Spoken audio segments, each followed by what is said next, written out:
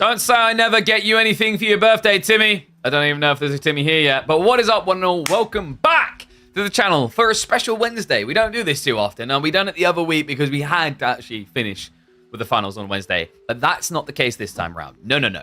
Today, we're coming live for the Beasty versus Anotand semi-finals. Tomorrow, we will see Vortex versus Wham semi-finals before the grand finals. So Thursday will still be in action.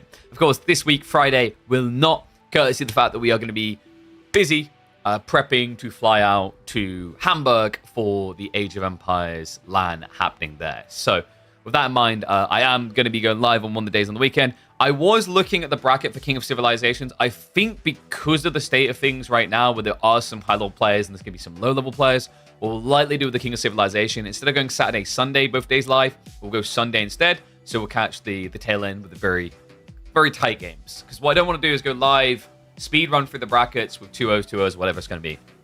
But yes, focusing on the Midweek Masters, though, we are going to be kicking off Beasty versus Anotand. Maybe we hang around for one or two pubs afterwards, but the main focus is to go live. A little bit of experimentation, actually. So make sure you tell your friends to tune into this, because my thoughts is, usually as a streamer, you don't really want to go live for 2 or 3 hours if the streams drive your revenue. Does that make sense to you guys? Because the logic is basically the longer I'm live, for example, we're live right now and I see 58 people tuning in. An hour from now could be another 100. An hour after that, another 100. But the way that you get measured for integrations is they will basically take your average and they'll use that to calculate. So yeah, with that in mind, that's why we usually don't feel good about coming live for just one series, because even if there's a hype series with epic amounts of viewers, if it takes a while to kick off, numbers aren't gonna be good. So I'm seeing this as an experimental day. Are you wearing lipstick? No. Wait, have the colors on the camera changed? Yeah, they did. Did that just alter? Whoa. Now we're very red. Why is it going redder? What? Rogan? Is that better or worse?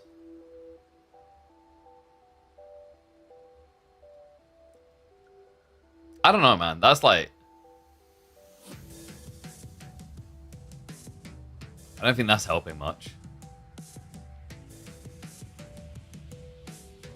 Is that better? That looks a little bit washed. I don't know, man.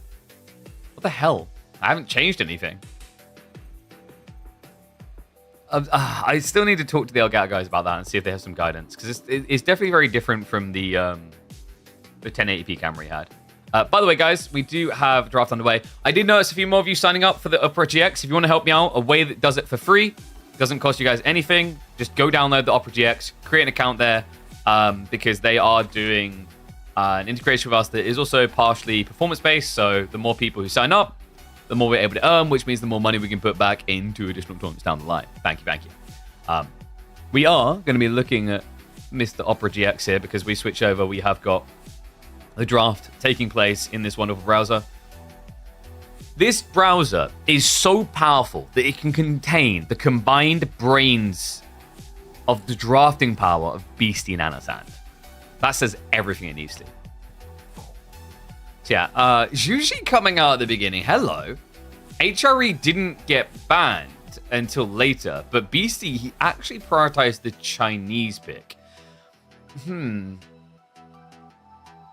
Is it Anatolian? Is that why? I mean, Hulelen kind of makes sense, right? But I don't think you... Yeah, the HRE gets discredit there, but HRE is still good for coastal, dry Arabian, Lipany. So definitely interesting that the HRE was done that way. Will Beasty not stream? Haven't a clue. I'm assuming not. I am not his keeper, so I can't really speak for Mr. Beast. He probably won't stream tomorrow, because my understanding is he has it's an issue for him to have the stream delay, but that is mandatory. That's unavoidable. I don't care if you're the Prince of Wales or the Emperor of Mankind. We require the 5-minute delay for integrity's sake, following the rules of Microsoft hosted tournaments. So draft complete. Let's switcheroo this one over.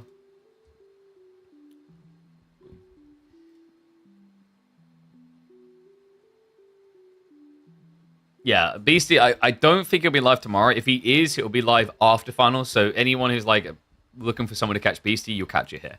Because, like I said, you know, it's a streaming delay thing. I think it's healthy as well. Like, I don't know. I don't see it as a negative because, like,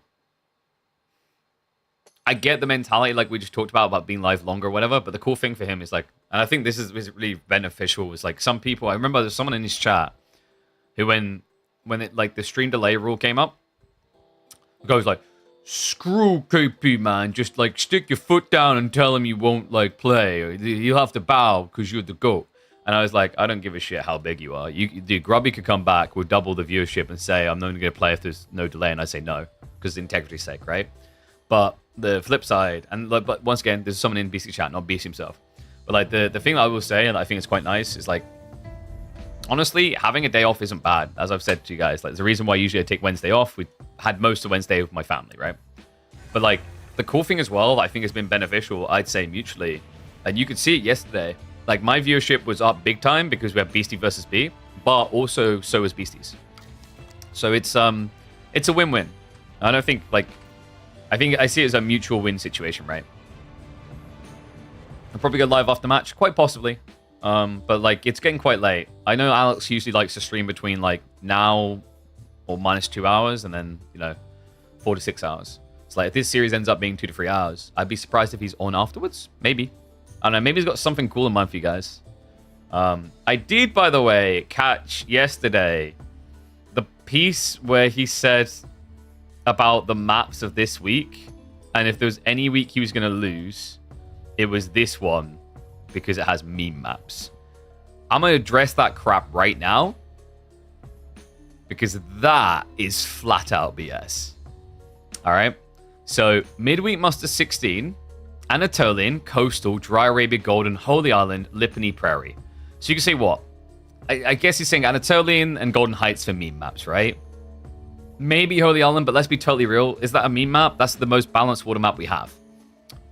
Meanwhile, previous week, we had Anatolian and Golden Heights, so same number of meme maps there, and Moving Out.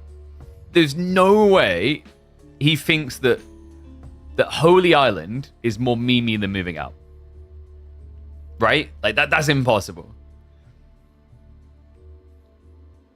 And then I guess, like, Frisian, I don't know, some people, I feel like some people think it's a bit meme. I don't think so. I think it just needs a little bit of a redraft. It needs to re-spruce up. I think Kayu's working on that. So yeah, like, there's no way, like, people came in and told me, like, that it was being said, and I checked, and I was like, yeah, he actually did mention it after the Prairie game. I'm just going to flat out say it. There's no freaking way that, like, KPMM 16's map pool is more memey than KPMM 15's. I don't think they're that drastically memey either. We have Coastal Cliffs, Dry Arabia, Lipany Prairie as a baseline. That's 4 maps that are reliable for competitive. And then you've got Holy Island, which, I genuinely stand by the statement, it's the best designed map, water-wise, for comp ever. Like, nothing else comes close. So yeah, that's my take on it. Like I said, I don't like to jump Chinese whispers. I went and I confirmed beforehand that he'd actually said that, and I gotta flat out disagree. There's no way that KPMM 16's map pool is more memey than KPMM 15. So yeah, spread the gospels. Take that story to your grave. Do whatever you want with it, because I stand by that statement wholeheartedly. I mean, like, what, KPMM 14 had Moving Out. I mean, actually, I'd say like KPMM 14 is probably the least memey of the 3. But like, once again, you know, what he calls memey, I think is just, I don't think memey is the right word that we're looking for here. It's a very unique style of map, is the simplest way to describe it. Moving Out is probably the best map ever. I mean, dude, like, so you can say that something is the best and it's also memey. I think Moving Out is incredibly entertaining, but it is such a cluster duck. It's like the palette cleanser, right? You have the strategic logics of Coastal Cliffs and Dry Arabia and Prairie. And then all of a sudden, right, like through this 5-course meal where you've had this elegance, for some reason, someone just slaps a Chuck E. Cheese in front of you. Like, what the fuck? Dude, I'm at a Michelin star restaurant here. Why have I got a Chuck E. Cheese in front of me? He's like, just eat the Chuck E. Cheese. Okay, and whoa, what the hell, right? And then you're just back on the good stuff afterwards again. So like, I don't know. I don't see that as a problem. I think that's fine. I think, yeah, I don't know. I think he was just maybe a bit mad about the loss because that was after game 3, which was the Prairie game. And he still came back and won, right? Like, for those who don't know, Beasty, in the end, he did win 3-2. What is up, Roman Nurum? Thank you very much, mate. Appreciate the Prime sub. Remember, guys, get those Prime subs in. You don't want to miss a moment of this. We are just, what, 2 minutes away? Yeah. We might have enough time to run like a minute of ads before we kick into game, so I'll keep an eye out for that. But yes, if you didn't see it, this series, like, honestly, I think this series for the first 3 games was epic. Game 4 and 5, I'd say actually, like, game 1 was kind of like whatever. It was a fast rollover. Game 2 and game 3 were peak this week. The best games of this week were definitely game 2 and game 3 of Beasty B, and then game 2 of Anotand Numidan. I think those are the standouts. But we've still got more to come, remember. Tomorrow we're going to have Vortex versus Wham into Grand Finals, so still plenty of moments to carve out as epic this week alone. And no, we don't have Mesopotamia. Suck on that one. We already have the new map announced. I'll talk about it. Remind me, guys, to talk about it after today's game. Because, honestly, sorry, Neri, but Mesopotamia sucks compared to what we've got. I said it. I may be biased because I did design the map, and Caillou then created it and tweaked it. But it is god tier. It is most pogly. I'm actually buzzing for it. I think like I don't know if it'll be there at first, like first run, immediately perfect, but I think it has the potential to be like a top tier competitive map. I'm gonna run a minute of ads now, guys.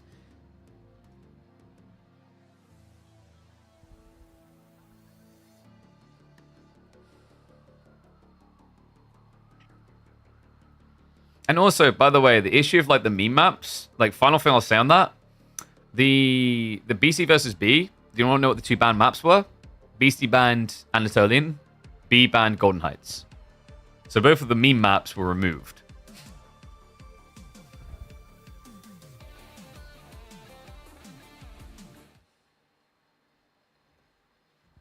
All right, I'm going to crack a Red Bull 1 sec.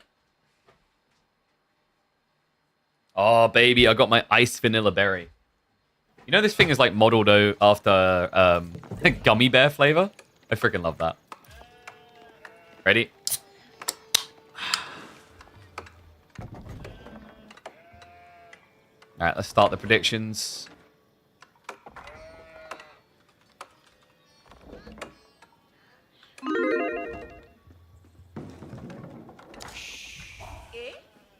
Holy crap, the gummy bears are good. Haha.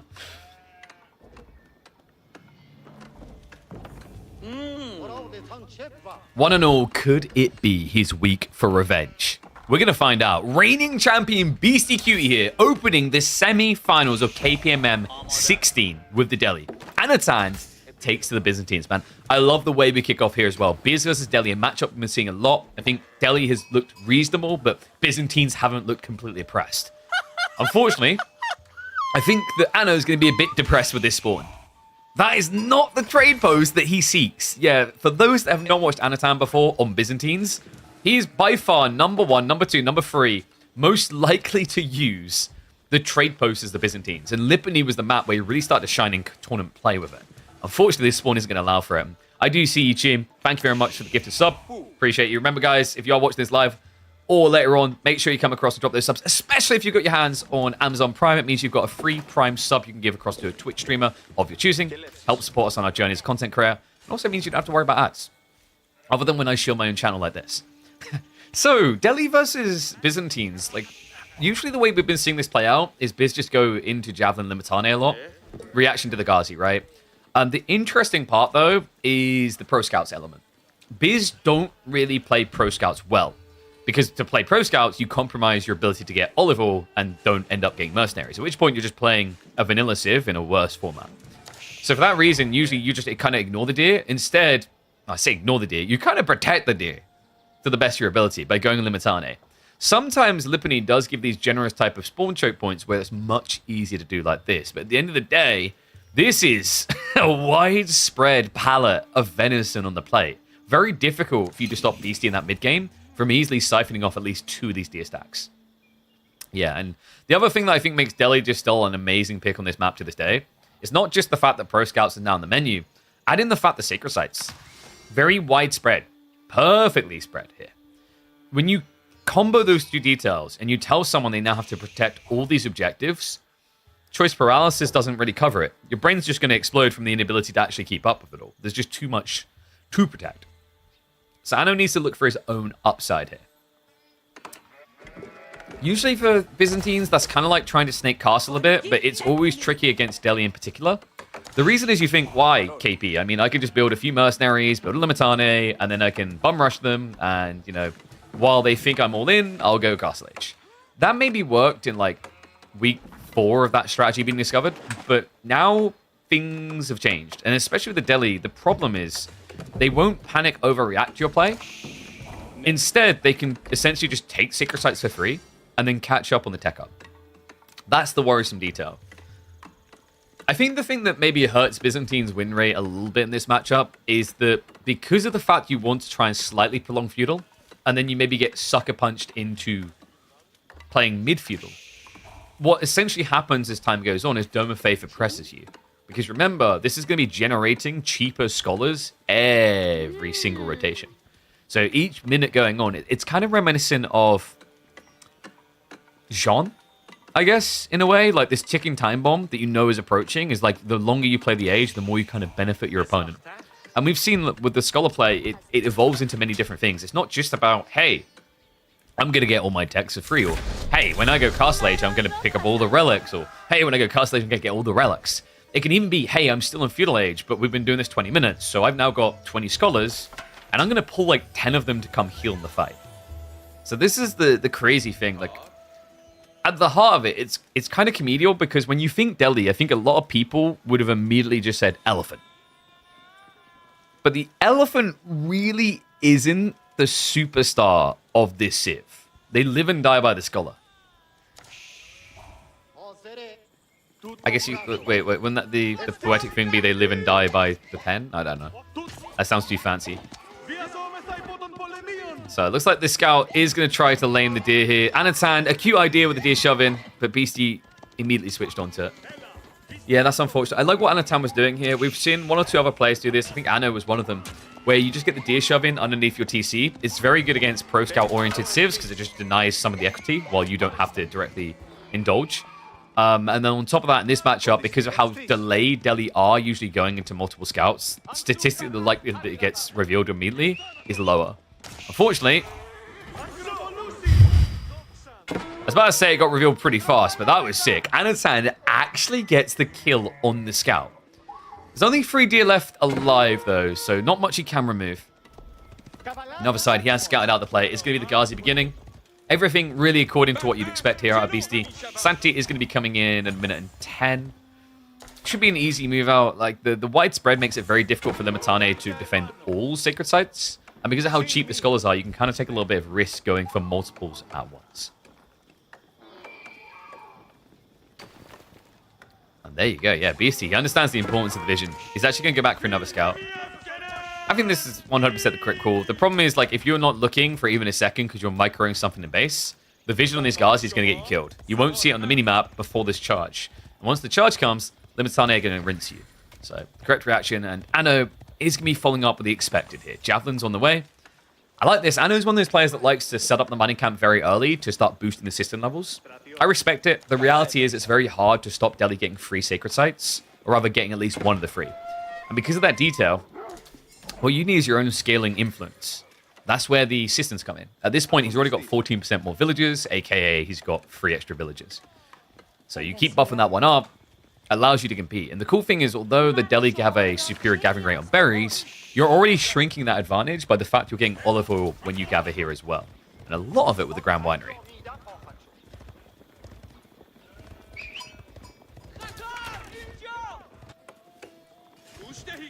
I would be curious to kind of like pick the brain of some of these top players on this matchup, actually. Because we talked about the other day the idea of maybe going spearmen instead of archers, or at least completing the triangle very quickly. Logic being is like spears can beat javelins so nicely, and they do handle the Limitane nicely. And on top of that, you're going to kind of have to, because Anotand. Oh, this is cool. We're just seeing this more and more now. The Horseman, Javelin, Limitane. I see more and more. It's usually Limitane, Horseman, Longbow. So this is a little bit wacky, but I kind of love what Anotand's doing. He's prepping to counter the next step hard. the archers. Because javelins already beat that. But let's say Beasty leans incredibly hard into archers. Now you can swarm with horsemen. On top of that, although Ghazi are better horsemen, all this firepower behind it is going to be very hard for them to leverage their advantage. It also gives you a unit that can mirror the movement of this flank force and protect the javelins. Good reveal there, though. Beasty does get the info super early. Scholar is going to get sniped. Another value point for the horsemen. So you're already seeing the different points of extrapolation for Anotand here. Central Sacred Site is going to be a denial as well. As he he captures the east side. Horseman there is going to be a little bit too late. I don't know, I kind of like this. I wonder how long Anotand wants to play the Age, though. We do have Undermesh at least coming in. Makes sense with the scaling archers and the fact you have Javs plus the horseman. Also very effective on Limitane due to the shield wall interaction, where you remove the percentage of damage and then remove the additional armor.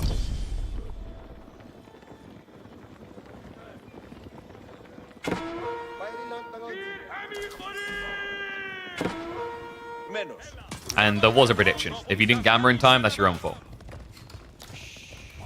Akatoy was activated, but not able to stop Beasty getting a kill there. And the reason we're live on a Wednesday, we usually do Mondays, Tuesdays, Thursdays, Fridays. This week, very rare case, we're not going to be doing Friday, but also we were going to experiment a little and see how the reception was to it.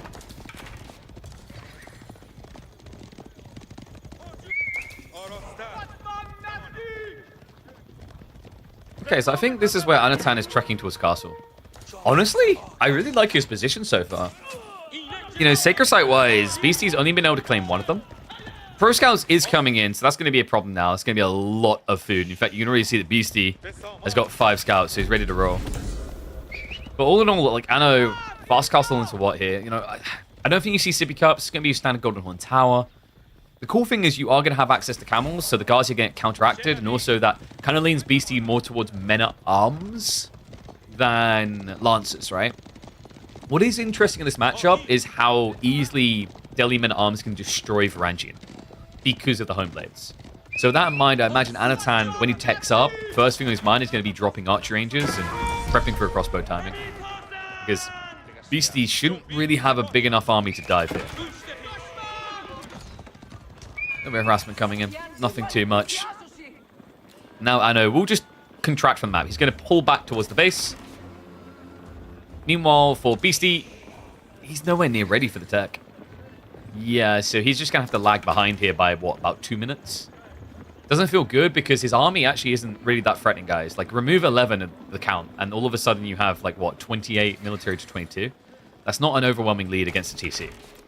Internet is back? Oh, yes, that's right. I mean, we did come back yesterday. It's just unfortunately yesterday my daughter decided to knock the Ethernet cable out. I need to get some of those replacement clips for my friend because it is loose still. But pray she doesn't do it again.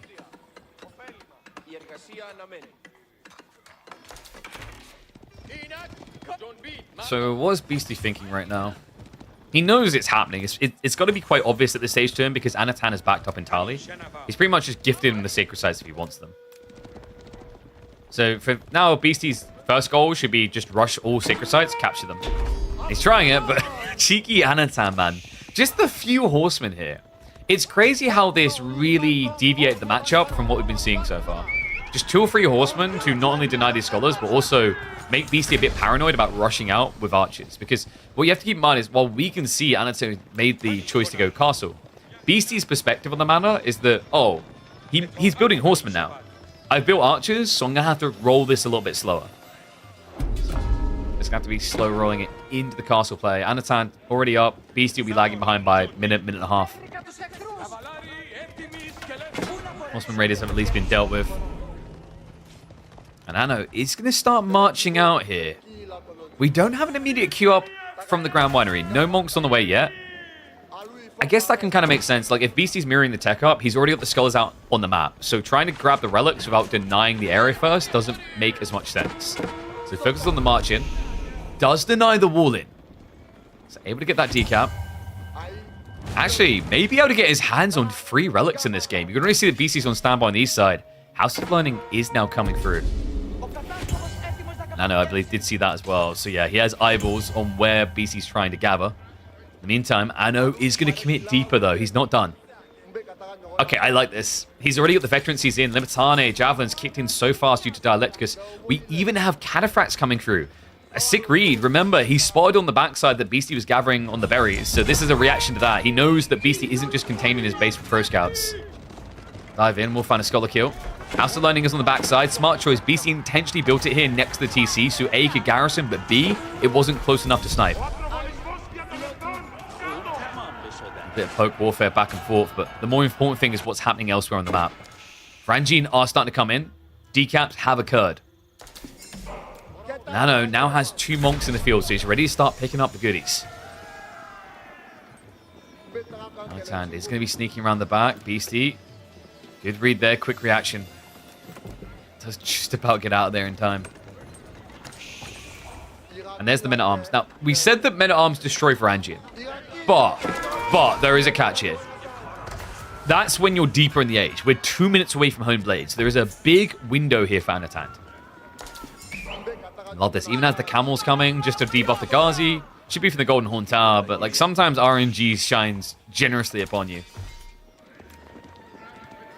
Especially now, like having more Javelins isn't as crazy at this stage. You're going to do it anyway, but like getting surplus versus getting that aura debuff, I think the aura debuff is better. Your opponent isn't scaling more archers right now. Instead, Beasty is trying to switch into those crossbowmen.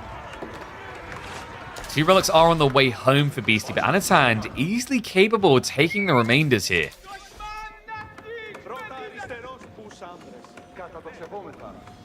Beasty's position looks quite uncomfortable.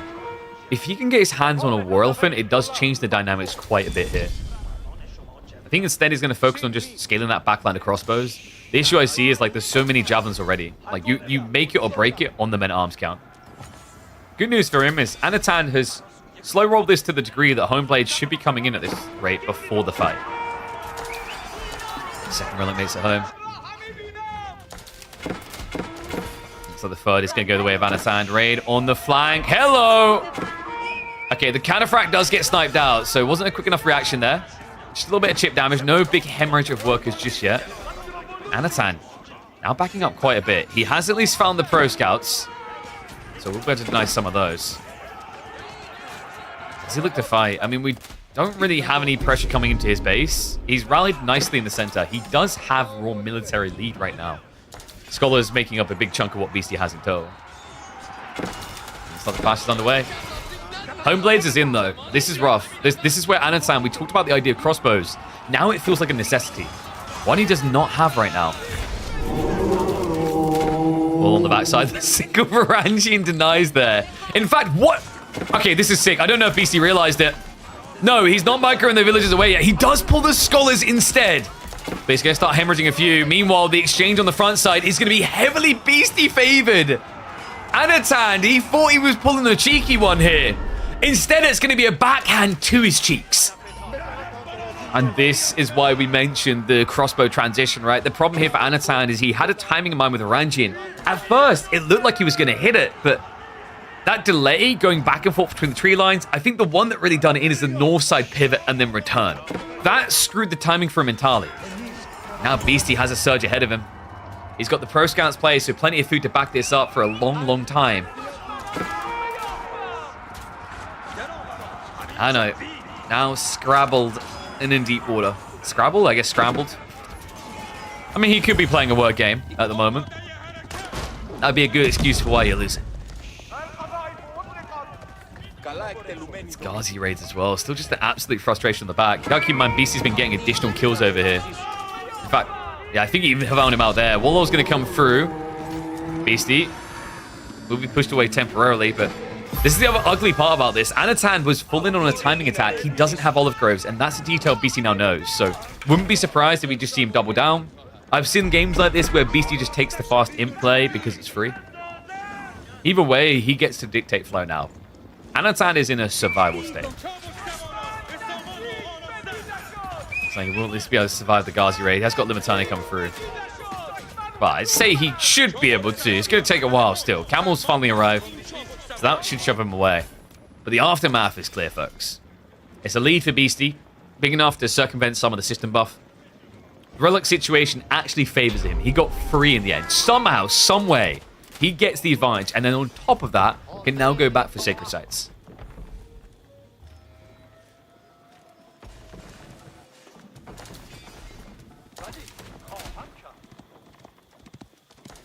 Is this Beasty's best form?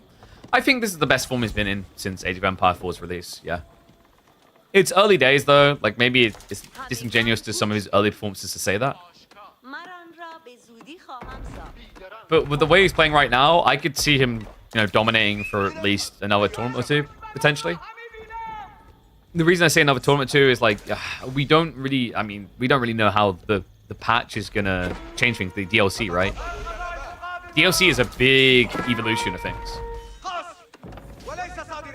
And especially for a player like Beasty, who will eventually get to grips with, like, you know, he'll tip his hat in a minute. We've said this about him before. He's said it about himself. You know, he's more focused on taking what's discovered and refining it. And in the early days of things like expansions, it's not as much about taking and refining as discovering.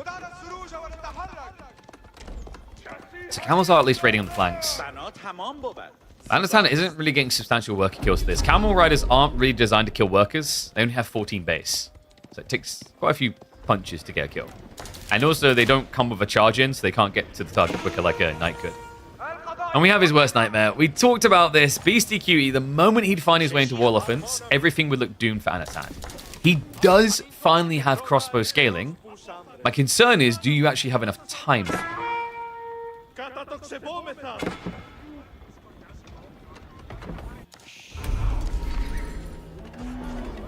Oh, does at least see the elephant. I know, this is not a fight you can take. No, because... once again, even if he had 20 Limitane, those elephants don't care. He's up to 3 already. There's still really only one way to beat War Elephants, guys, and it is crossbows.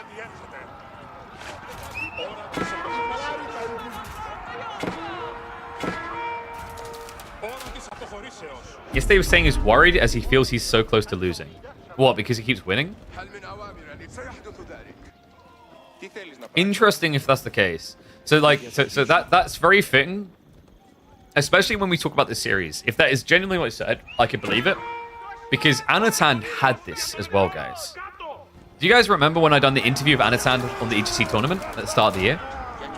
You couldn't shut him up. He was so, like, he had so much he wanted to say. He was so flabbergasted. Because, for those that don't know, with the first S-tier tournament of 2025, Anotand was ill. He was not well, right? I believe he said he was in hospital. And he wasn't actually able to sign up to qualify for EGC. He wasn't going to qualify. He literally qualified to the tournament because Dumu didn't realize that some of the seedings, the placements in the tournament were done based on, like, ladder placement. So Dumu played an extra tournament, an extra ladder game, rather, before the signups closed, and it qualified Anotand. That was the reason he was in that tournament. And why I'm bringing that up is, like, it was pressure released from him. Right, because there was no expectation. So he then went on to have his best performance ever in an S-tier tournament. You know, I had it recently when I was, like, interviewing another player where he said, I needed to lose. I was like, huh? He's like, the pressure was overwhelming. Like, people didn't believe I could lose. We had that with Mr. in the Myth tournament. So that fear, sometimes you have to embrace it. Beasty will give a warming embrace of death over to Anotand's army here. There's no way you come out of this alive. 4 War Elephants. And there's war in their name for a reason. They were born in it. Molded by it. They bathed in the blood of 1 million Greeks. And we're still not satiated. He's not even killing them, right? He's targeting everything around them.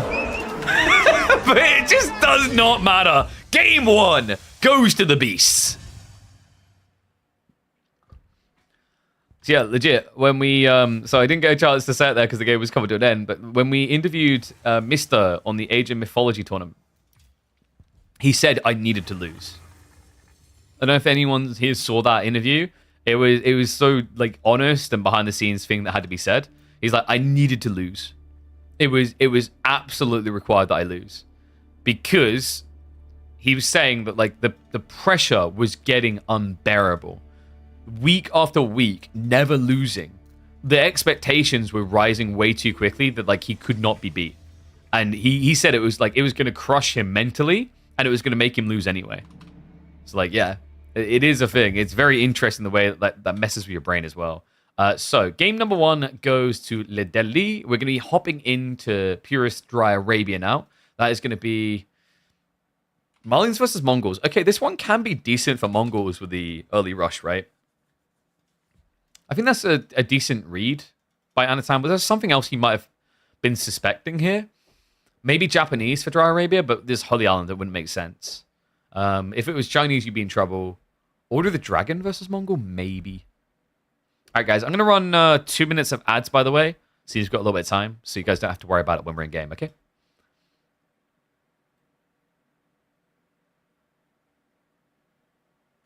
That was a lot shorter of a game than you hoped before. I'm not really surprised.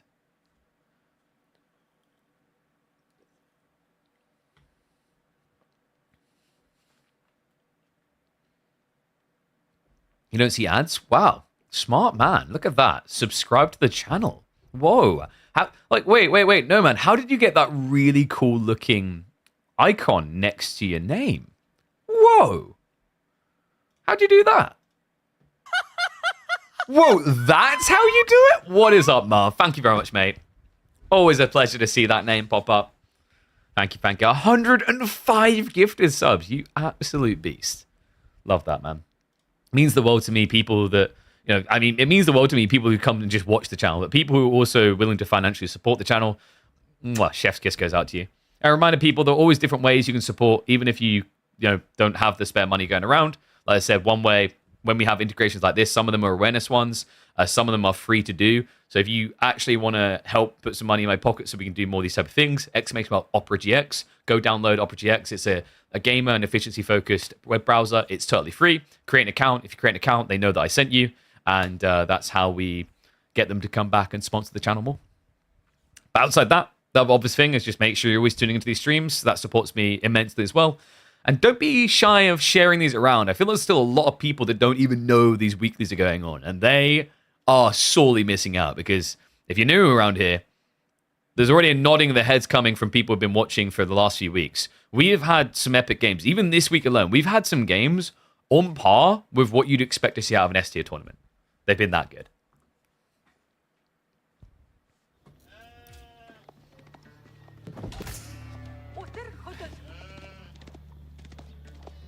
One and all, we've got to figure this out. He's the king of the Delhi, the king of the Malians? Is he just king of everything?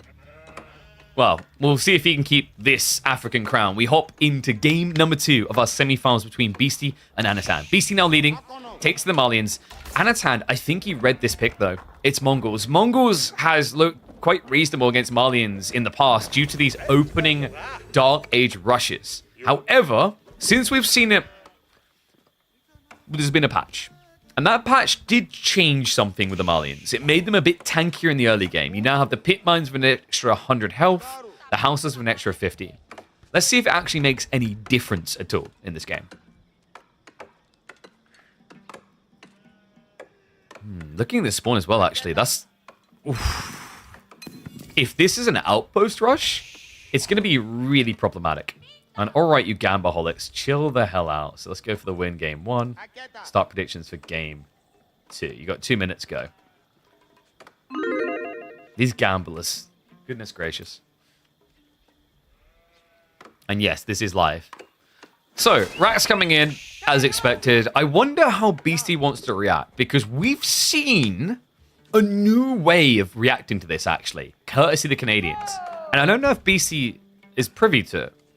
But if you guys remember, we had a game between Louis MT and Puppy Paw the other day on the ladder, where Puppy Paw built a mill here.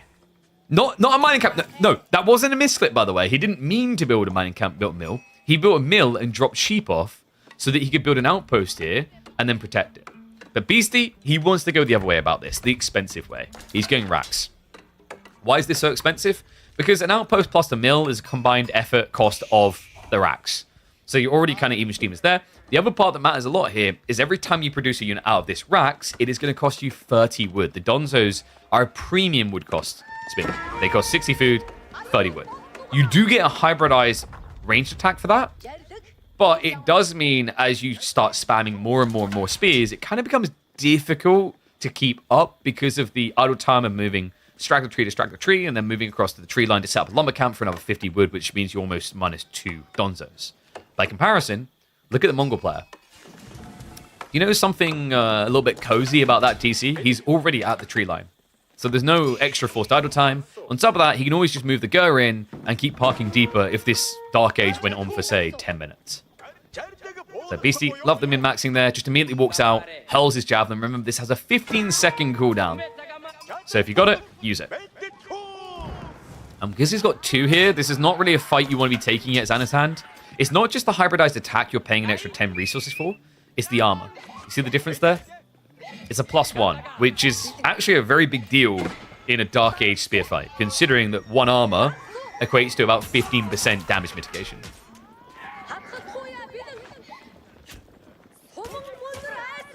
The other worry I have for Anno here is, like, if Beasty does win these initial small micro battles, what gets really frustrating is that if you don't kill these guys, they just stay further back, and they just keep hybrid attacking. Whereas, like, you know, for a normal spear-on-spear fight, you know, when spears get low, you're going to start losing them. There's a way that Malians can cheat death. Other frustration for Anno is the way that Beasty's kind of circumventing the threat. There's a lot of damage already done to these initial spears. Despite the fact Anotand has substantially more spearmen, they're not here. They're taking a very long time to arrive. Yeah, he doesn't even have the maneuver speeds to assist because the Khan is still gathering additional sheep. Final haul for him is going to be 9 sheep, Beasty with 10. So at this rate, Anotand also going to run out of food first.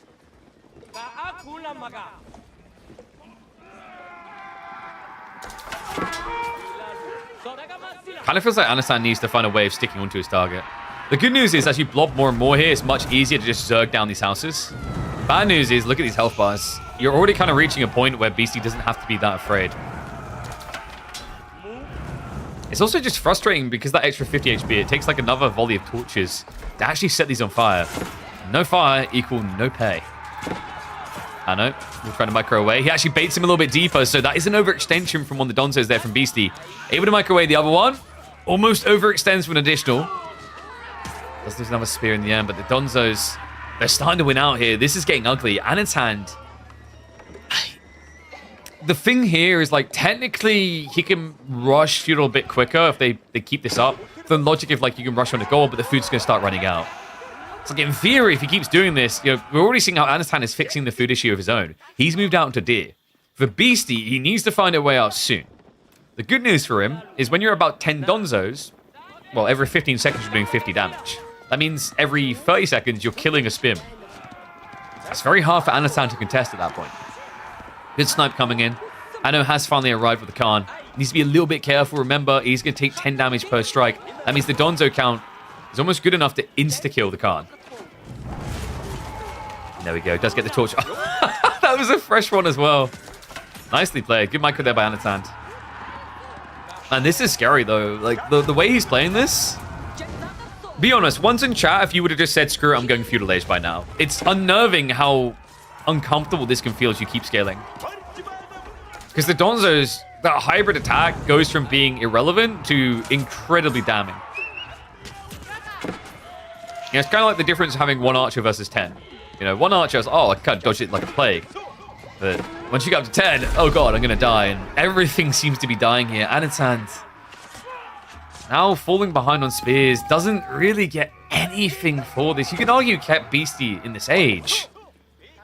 But with Silvertree coming from Anno, I have to imagine the idea here was to go for Keshix. Which means Beasty building Donzos isn't bad. You know, it's not bad either, this micro. Completes the chase down. Silvertree coming in for a good reason, by the way. Anotand did scout a glorious spawn. The trade post is all the way in the corner. My worry here, did that get seen? Beasty, yeah. Wait. Okay, so Anotand is assuming he has the same spawn. Beasty is actually scouted it. So he's already kind of ears pricked up like a cat aware right now, suspecting this detail.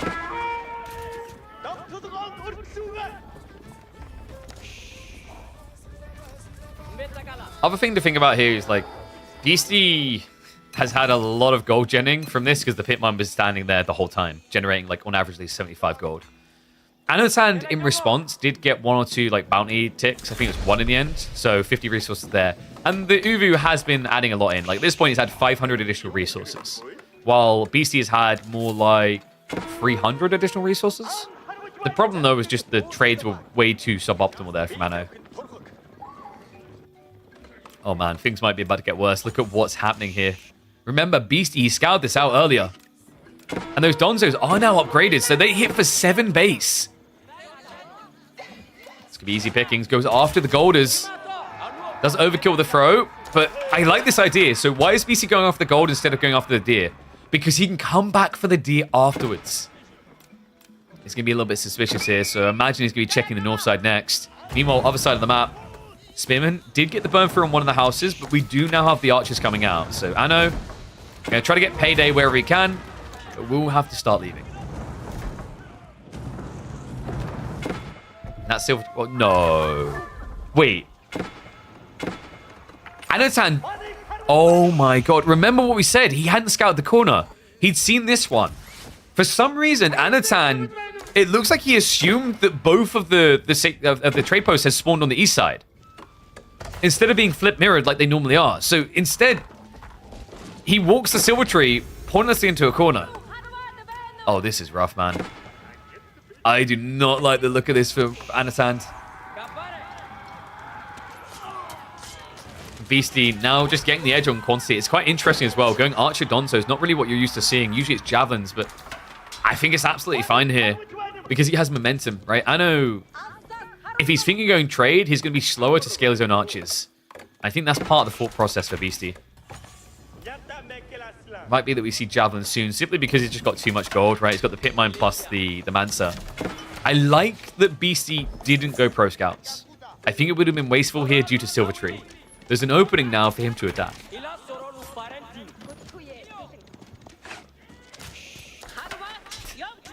This is like the other silly thing with the Donzos. It's like the unit that counters them does 10 damage, but at the start of the fight with a Javelin throw, they can do 7 damage in return. Oh, these Silver Tree traders are sad, man. Like, why am I even here? What do you want me to do? Do you want me to trade for 1 gold? Because I'll do it. I swear to God, I'll trade the crap out of that 1 gold. Oh, God. Yeah, he's going to build the marketplace in the corner. So, good pivot here by Anno. In fairness, it's possible he was always aware that this was, like, the case. Right? Like, I could see one in which that is true. My curiosity is, like, maybe he could have, like, superior mobility and Silver Tree walked to the corner quite quickly. It's just tricky because you then have to delay by 30 seconds. Still, overall, this is a rough game to have gone Silver Tree into. I think maybe Anotand was expecting Beasty to just bow out from that Dark Age aggression. Now striking again. Second worker kill of the game.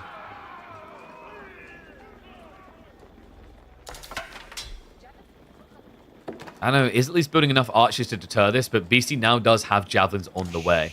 Good intercept point here, but Anotand, he doesn't have the Khan. No maneuver speed arrow. Missed trick there. If the Khan had been nearby, he could have cut him off entirely. So Beasty instead, he can just trade out a few units and get what he needs out of here. Interesting. Wait, what? You kidding me? Beasty just... You'd expect him to walk away at that point? No, he goes deeper. In fairness to him, this makes a lot of sense. You might be wondering, why does Beasty throw away troops when he can leave? He wants the Spearmen dead, because if the Spearmen are dead, the Javelins win. Anotand right now is basically a one-dimensional comp, because he's been reduced down to 3 Spearmen.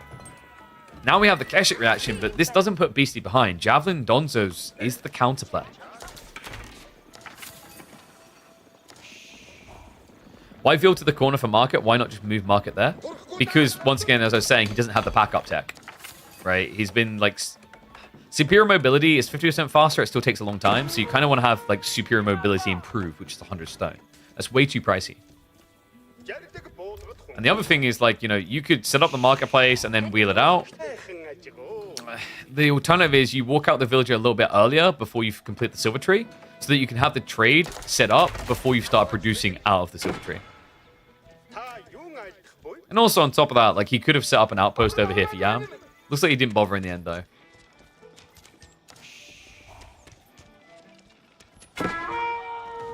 Beasty seems to throw away armies as Malians. I mean, is it throwaway if you get something in return, right? Like, we talked about what he removed, and the other interesting thing here you have to keep in mind is, like, Malians are probably the most capable civ in the game of tossing armies away like it's nothing, because of how they zerg.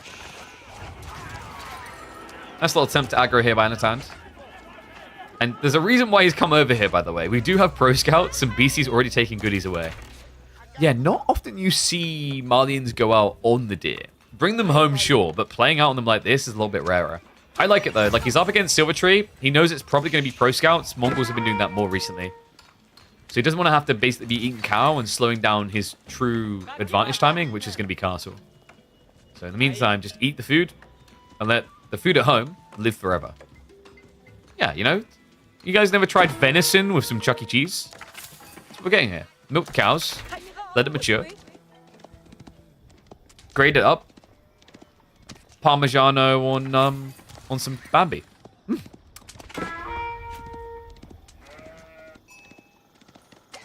Outposts are now coming in. Important for Anotand, he needs the early warnings about these slow-moving raids, but it's also just movement speed, safety points as well. Because remember, although he's got Silvertree, the Yam does affect cavalry. What is surprising to me, actually, is that we still didn't get those Keshiks. In fairness, it would have felt like you were playing into the cow. We did mention that earlier. But you'll normally, when you have got Silvertree trade, Keshiks is the most organic thing because you have too much gold.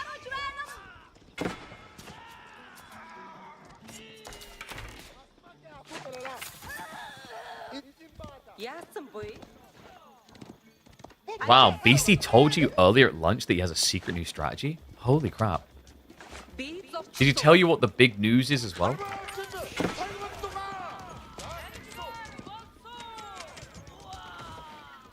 So Anno is kind of stabilizing on the trade line, but my worry here is like Beasty's army is probably more scary when teched, unless Anotand goes Kurotai. Kurotai is really sick for the archery play. One problem he is going to have is like no Deerstone, no secondary aura for the gap players. But we'll cross that bridge when we get to it. He's at least going to have the outpost auras that he can remember upgrade into once he has castle.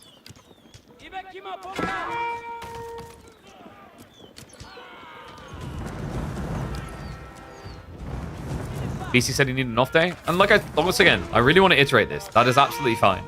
Like, I think sometimes there is a pressure on streamers, and it's not even necessarily intentional from the community, to stream all the time. Because streaming all the time, earn more money. Streaming all the time, if you're not, you feel like maybe you're not giving them enough value. But it's unhealthy to like overwork yourself. So 4 worker kills there. Nicely done. Beasty now extending that eco lead. Anotand moving an age ahead is going to be step readout.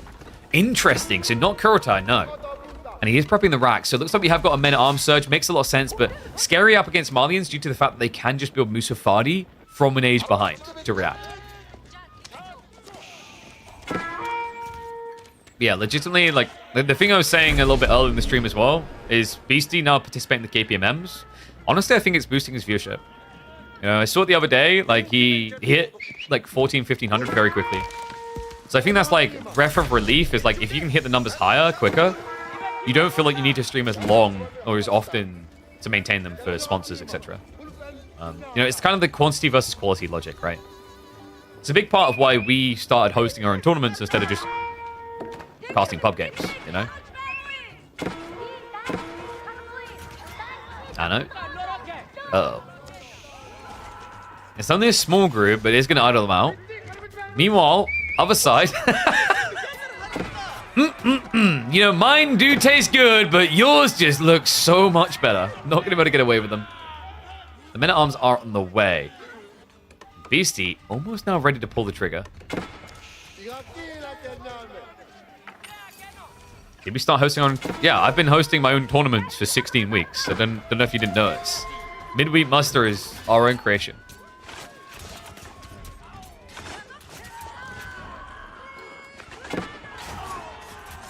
Nice poke in here, Beasty.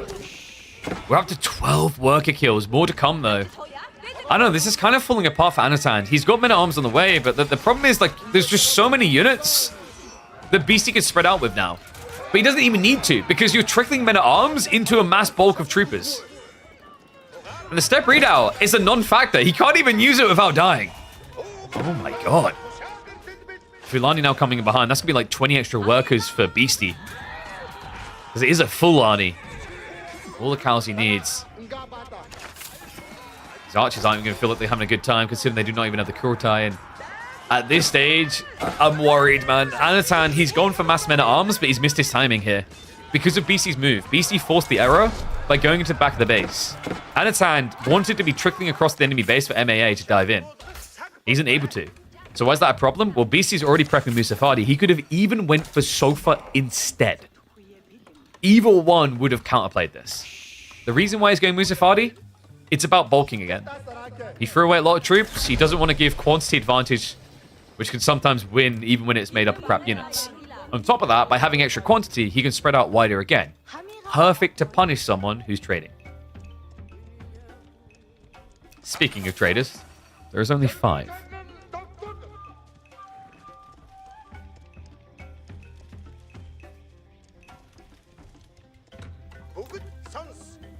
So, what's Anatand's way out of this? Looks like we got Monk play. 2 relics seems quite attainable here. The rest, I'm not so convinced about. Beasty hasn't rushed towards the relics himself. We don't actually have a Moss coming in just yet. But I imagine he's going to be looking at that by about 20 minutes. Usually Beasty's very aggressive on his Monk timings. You know, this is the guy that was a big fan of, well, him and Louis actually were very big fans last year of the double monastery openings in Castle Age.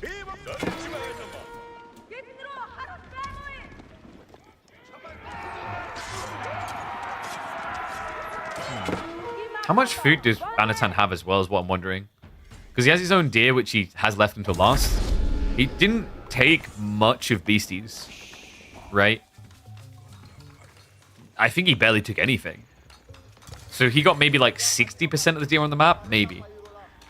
That's not a lot here against Villani. You're going to run out of steam fast. And it's why I like the Anotand switching it up. We've got Fast Imp. Okay. Last time we saw Fast Imp from Anotand, it was Fast Imp with the White Stupor, which we were flabbergasted by. And so was he, because it was actually in this clip. He ended up cancelling it and going for the Karganet. Karganet makes a lot of sense at this stage in the game. Like, it actually adds quite a lot of power into your push, because if you think about, like, economical effect, it's almost like having 15 to 20% more villagers. Just what they would gather is immediately put into units. So yeah, Karganet coming in. Beasty. Is it me, or does he already know? He's flowing a lot of resources himself. For good reason, right? Anotand, like, he's looking at this going, why wouldn't he have attacked? He should have attacked by now. I know he hit him off his timing, but he should have been able to make a move out. So he's suspiciously going to move in, looking for the traders. And I think when he gets 0 reaction out of Anotand, alarm bells are going to be going off here.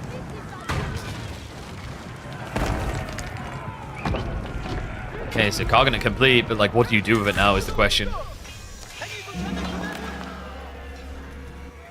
The problem here is also because Anatand's gathering food on the west but trading on the east, he can't defend both. He basically has to choose one thing to lose. Beasty, the flood continues. We're up to 40 Musafadi here. Full archer switch coming in as well. Interesting that he's not just taking the free pass into the next stage. Relics in the end were ignored. I'm kind of surprised by this. Like we said, Beasty historically just goes for these very clean timings into relic gathering. Clearly saw more value in just applying additional pressure.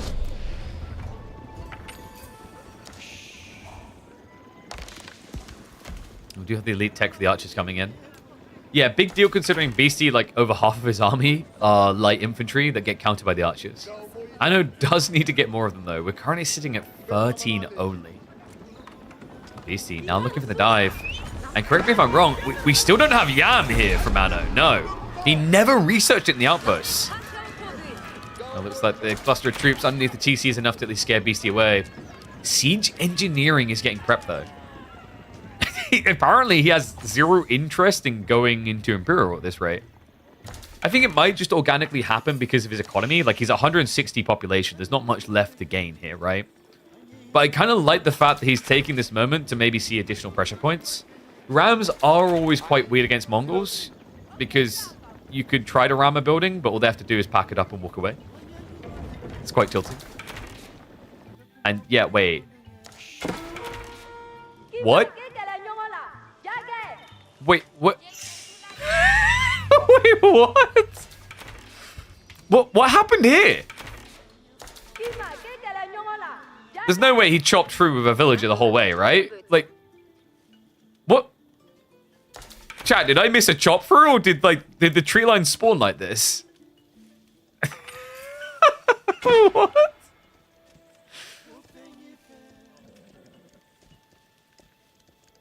I think it spawned like this.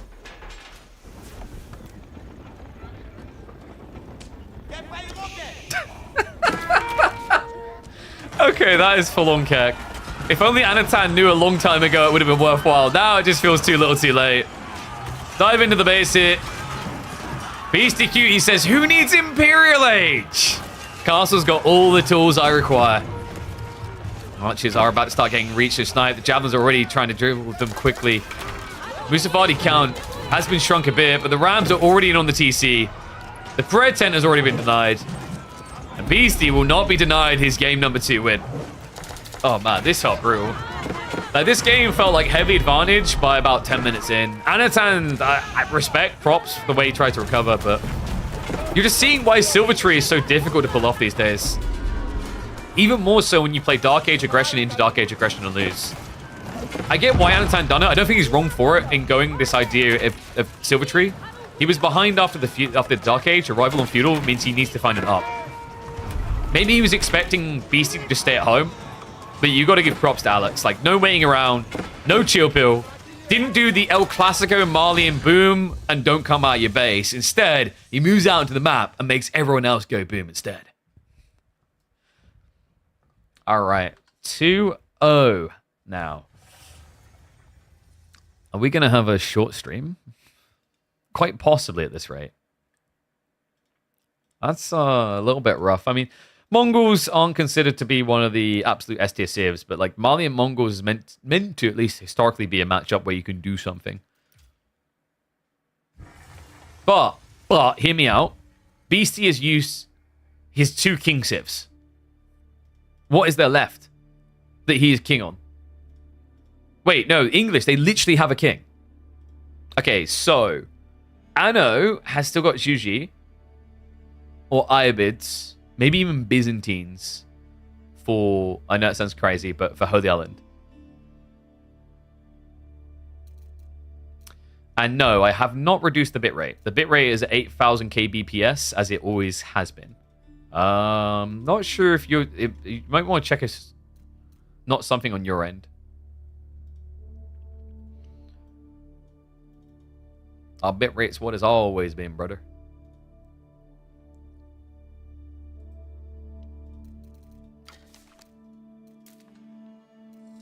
All right, let's get ready for the next game.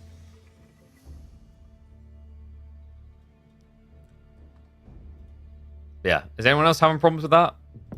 I mean, I can look into it, but there shouldn't be a problem. We should be Gucci. All right, so we are going to be going to Holy Island. It is going to be the Japanese Juji matchup.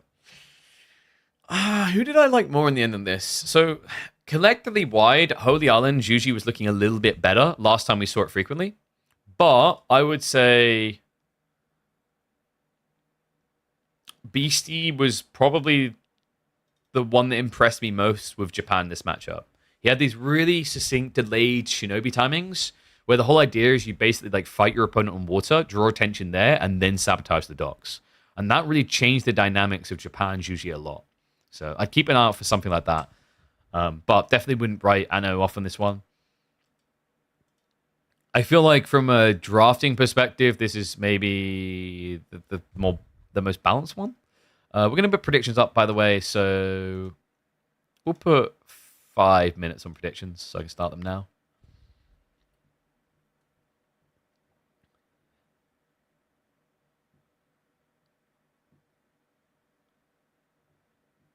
The best Wednesday I've had in months. Oh, thank you, Ufasa. I'm glad we could have improved the midweek for you.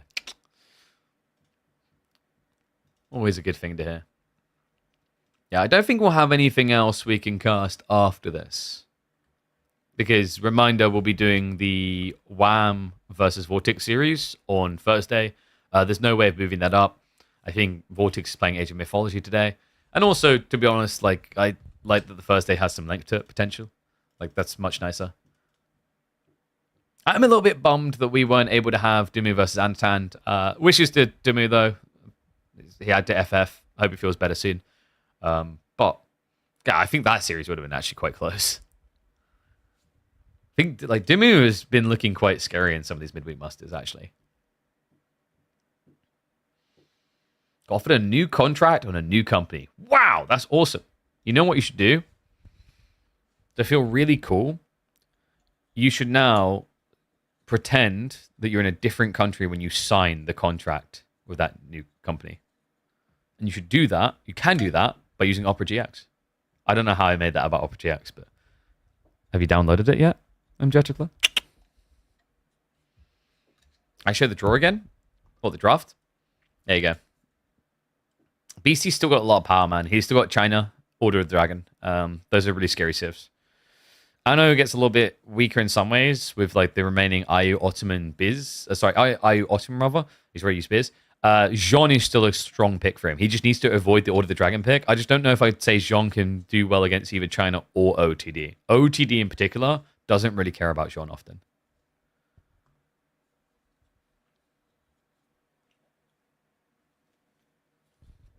That's true. You can use... And what's up, Turo? Thank you very much for the Prime sub, mate. You can use Opera GX to search for pictures of Jean's feats or other things you don't want your partner, parents, or anyone else in the house to see. And then whenever they show up, you can actually assign a button in Opera GX. So when you press that button, it defaults to like a bunch of pages that you've set up previously. The whole idea is you can basically mask your behavior. It's like the next step of incognito, because incognito doesn't work very well when people are there. It only works well when they're looking later. What is up, Wannabe? Thank you very much, mate. Appreciate the Prime sub. Remember, guys, smash those Prime subs. I know many of you have them. It's the start of the month, and I need you to use them because, remember, we are going to have this channel live for the LAN next week as well. It's going to get some screen time there. I don't want you guys to have to worry about ads, so make sure you're subscribed. That's right. Even when we are going to events, there's still going to be content. All right.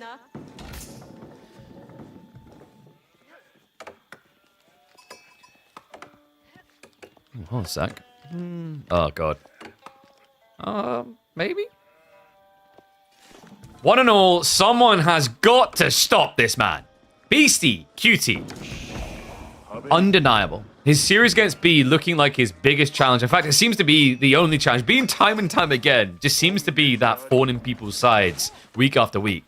Anotand yet to be able to put up a real competition here. It's 2-0 down. Beasty just seems to have all the answers.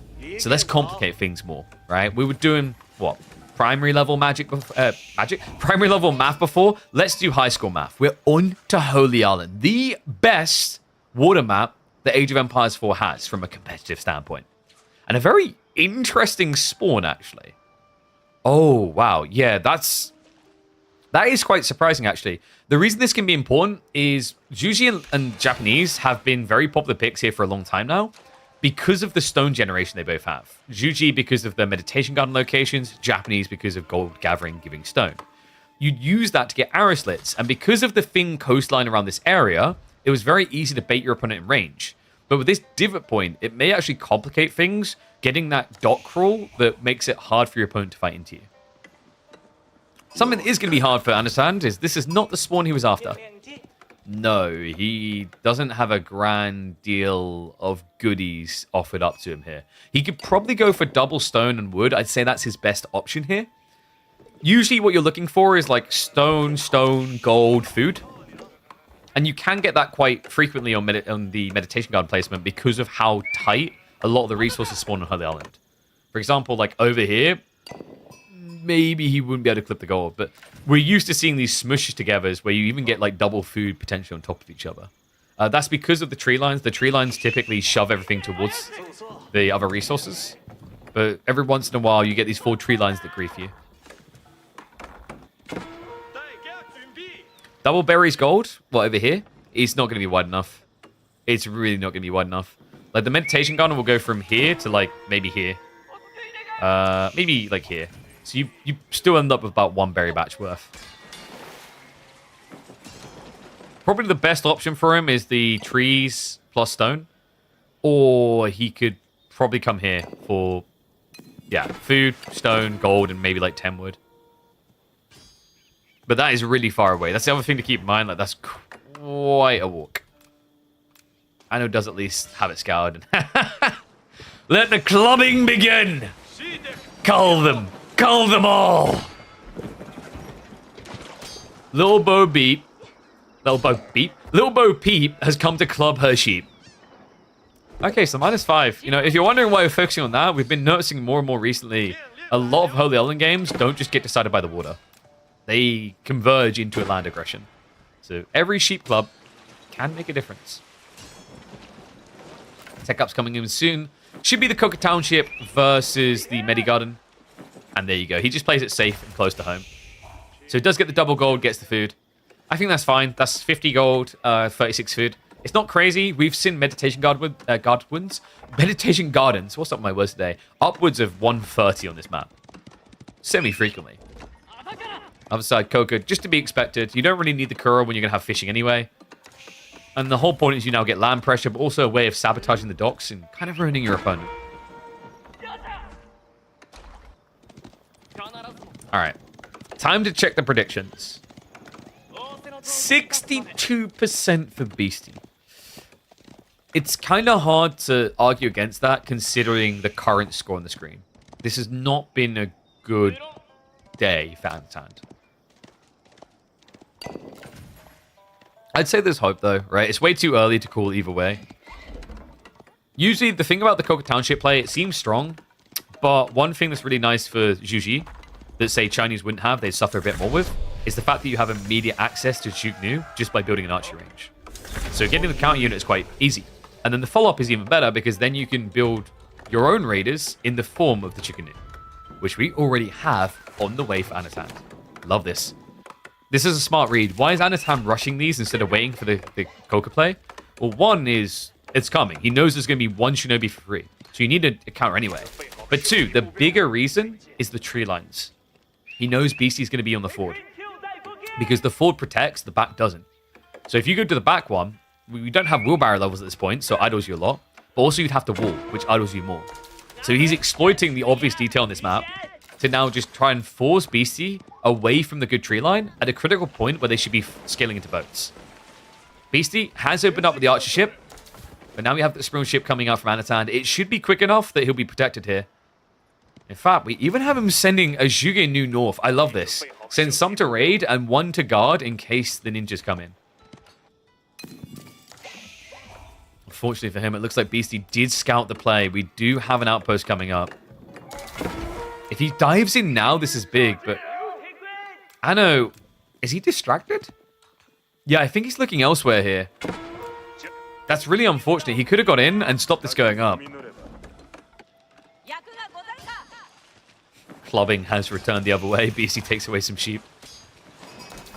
And the Shinobi stockpiling. So it looks like Beasty is targeting the Zhuge Nu instead. Or he's looking for that double disable. I think it's about the double disable here. So you can basically come in and perma-disable these two docks. And then float in and kill the fishing. This is crazy. He rotated all the way around to the gold. And he'll even get a kill. Yeah, Beasty had one too many on the gold there. That was ballsy, man. That could have easily not worked out at all for Anotand. I guess the thought process in his mind is that Beasty will not be looking at the back line. He'll be looking at the wood line. If so, a pretty crafty read. Unfortunately, like that probably shouldn't have happened. Beasty, he has the outpost up, so he would have seen that a mile off. But, you know, so many things that could be happening on the map, right? Especially when you're trying to mobilize your own Shinobi.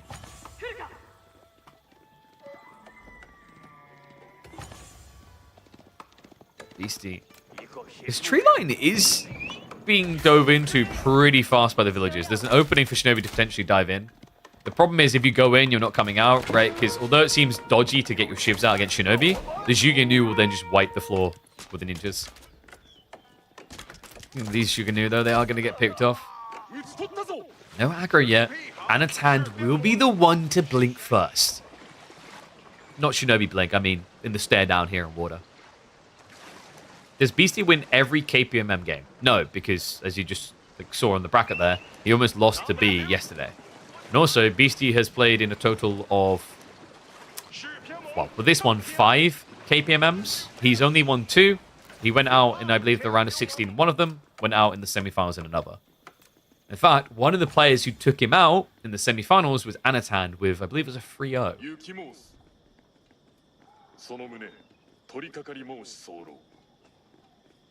Shinobi on the move. Oh my god. Juji villagers OP. How do they move this quick? No, these are the ninjas. Oh, that's going to be awkward timing as well. Beasty. I mean, that's a freebie if he wants it. Important as well, because you can just basically deny another dock while killing a villager. Looks like he's going to go a little bit too deep, though. Flash on water. Anotand does at least get the archer ship kill. Land is gradually becoming the focus for both players.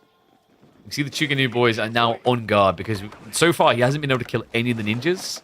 And he knew last time, at least, that Beasty had 4.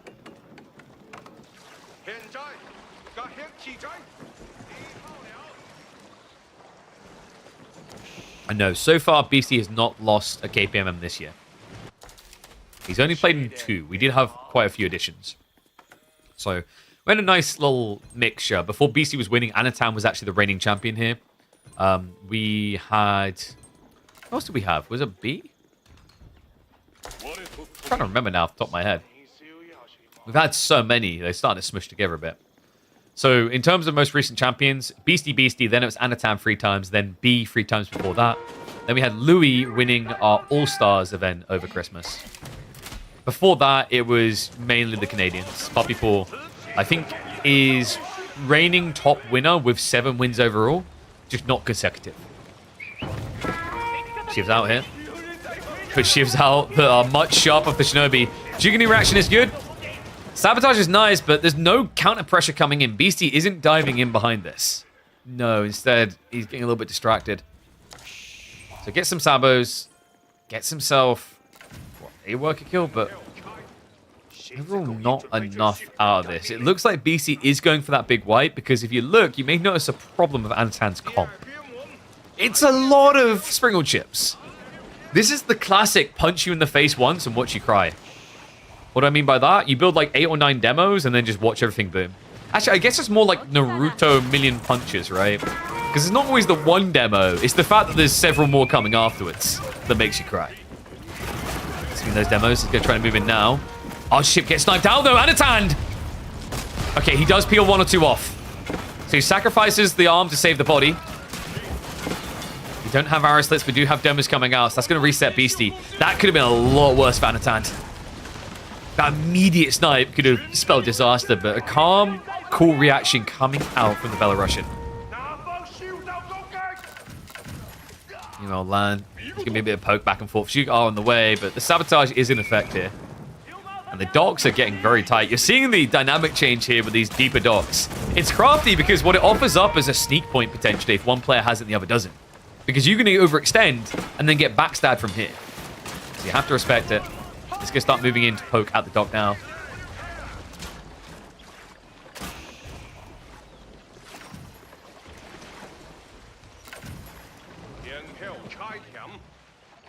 Wake me up when water's out. Okay, this is what I mean about this being a good map, though. Like, I've said, even if you hate water, I think you can appreciate this map. And the reason is, although there's a lot of water play here, there's also a lot of land play. In fact, I think what I find very enjoyable about this map compared to any other water map is we have seen, in this week alone, multiple times someone lose water and win land. It's not as clean cut as like an archipelago. Nice cut there. Anotand gets a raid in. Forces idle time, also gets a worker kill. And he is going to be moving up off the back of this. Beasty, was he saving up for Castle Age? Does he have to save up for a big demo pull now? We've got him waiting in the wings here. This is about to get a little bit awkward. This is going to be the Spider-Man pointing fingers moment. Oh no! The archer ships react quick enough. So Anno have to back up, but he is at least shrinking the dock line. Important there. It stops an immediate remass for Beasty, but also gets rid of that healing network. Archer ships, that is an overextension from Beasty. Remember, as they float away, they can easily shoot from the sides, so not really where you want to be. The demo pull now on the way in from Beasty. There's 2 archer ships in here. Anotand needs to be on point with the targeting. Demos are starting to clear. The body blocks are real here, though. The archers, they should be able to save the day. A bit of a weird reaction there. Anotand tries to turn around at the end, does lose 2 more Springolds. But Beasty, it's starting to turn to an L for him. He's behind on the Springle ship count. Now counter demos. More coming here. Beasty has at least got the double arch ship. Meanwhile, on land, it is going to be a raid in from the one Shinobi. Shivs are already out to protect the taxman. We have to protect that person who takes all of our hard-earned pennies. And on the other side of the map, the Zhug were trying to dive in for additional kills. Not going to be able to find enough here. But I know. Look at what he's done off the back of this. He wins the trade out on water. He hasn't killed Beasty there, but he's found the resources to go age-free. Beasty is trying to mask his own intent and mirror the play, but it is going to be notably slower here. 21 villages from Anotand just to get that succinct timing into the Shallow Monks. And not just that, the succinct timing into this. Armored hulls now on the way.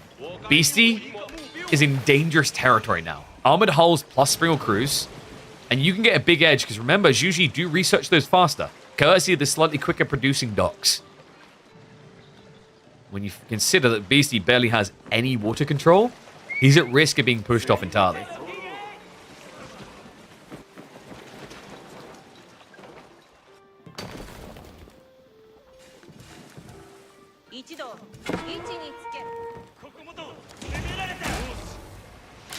And I don't think it's fair to say M-Lord isn't part of the community because he only plays S-tier tournaments as an S-tier player. He comes by here occasionally watching games. Some players just aren't, like I said this before, some players aren't streamers. I think like you're missing a trick if you're not willing to do the content creation, but like not everyone's built for that, no one wants to do it. And Marine Lord is good enough at the game and established enough that he doesn't need to do it. Many people do. In smaller scenes, you often can't just be a pro player, but there are very rare exceptions even in small scenes. Marine Lord is one of them. But enough about him, we got Beasty and Anno here. And Anno finally looks like the dragon that's woken up from slumber. Lancers being queued up already. Pressure play coming in. Beasty's forfeiting water. He hasn't even built a single demo. Makes sense as well. The war junks with the extra health are just unkillable at this stage. The best thing Beasty can do is just try to maybe drag it out a little bit longer so that Anotand wastes more resources here. He's queued up additional demos that just aren't even needed anymore. One arch ship is going to go around the back and try to waste some extra time. Nano, he is going to back up for the moment due to the double arrow slits on the docks. But now the Lancers are starting to arrive on the gold line. Beasty, this is where the game gets uncomfortable. Japan at this stage starts to use a lot of gold. Onimusha and the Mount Samurai, both not cheap in that department. Good news for him, he has got 2 golds on this west side. He could easily try to wall this in and secure 8k gold. Unfortunately, might not be so easy to do with the Lancer spam that's coming. I love the switch. Anotand now going into Horseman Crossbowman in reaction to the full cavalry comp of the Japanese.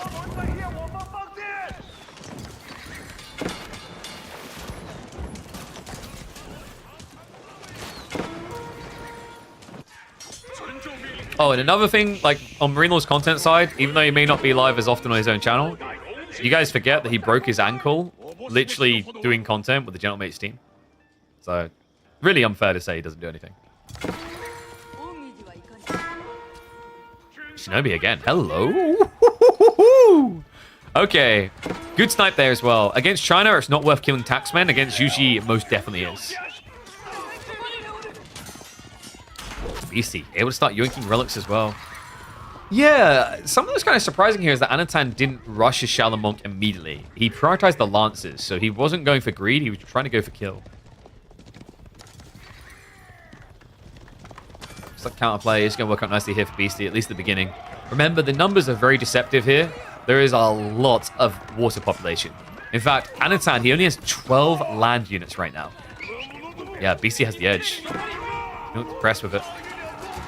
Ultimate count not really significant yet. Mount Samurai can still contest that.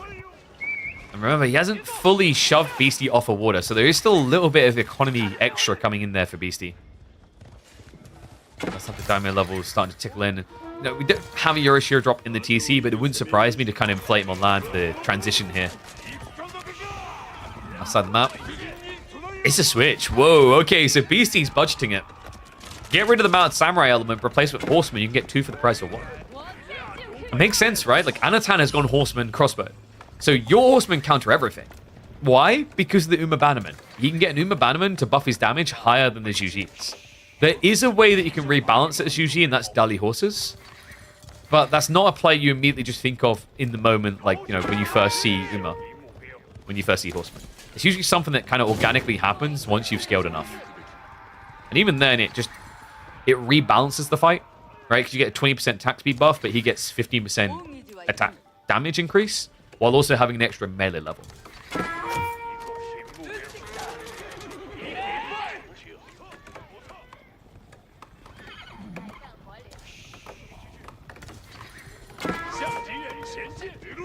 Hello, big raid from Beasty. Let's find a few worker kills. Even gets another taxman, and Kabutoya, love this. Allows him a quick disengage from the horseman. This is getting uncomfortable. Anotand, I'm a little bit surprised he's still keeping his villagers here, but I guess the argument is if he moves them to the back, you're going to have your production line back here. Sure, you can have your defenses condensed, but then you can't guard gold, and also it puts you further away from a counterattack. I know. I think we're finally seeing him clean up the docks now. At this point, he's like, okay, I guess he's not going to demo me. Let's just get rid of these. It's interesting, actually, because the thing that makes it easy to clear docks, he never got. Springle Cruise. Springle Cruise is the one that gives you more range. It gives you attack speed. That's the easiest way to kind of get these docks cleared up when you get castle.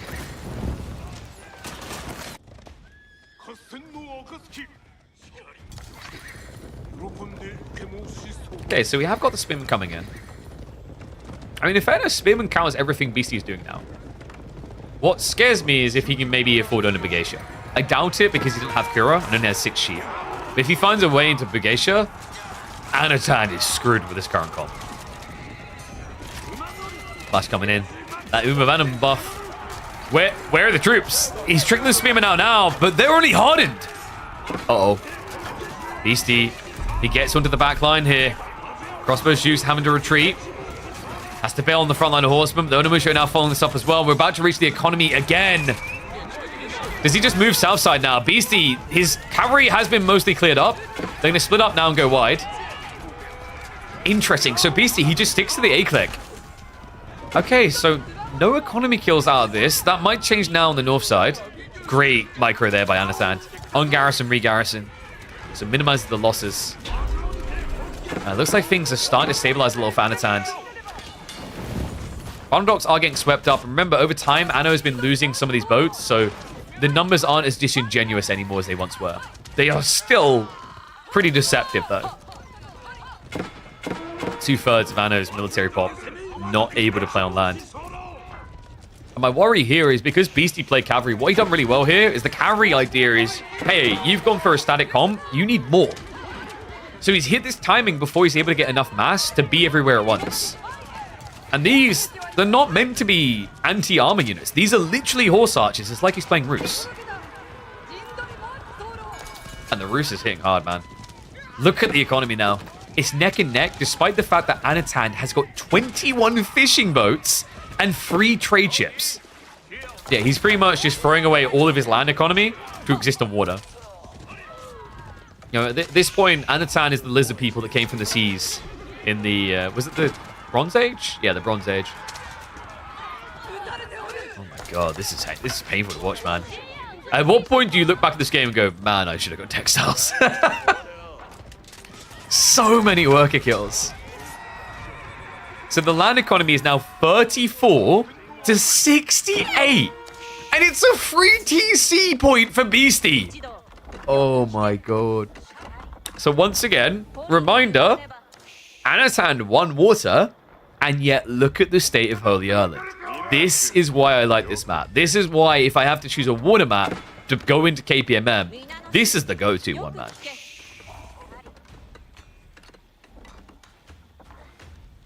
Oh, what a cool game.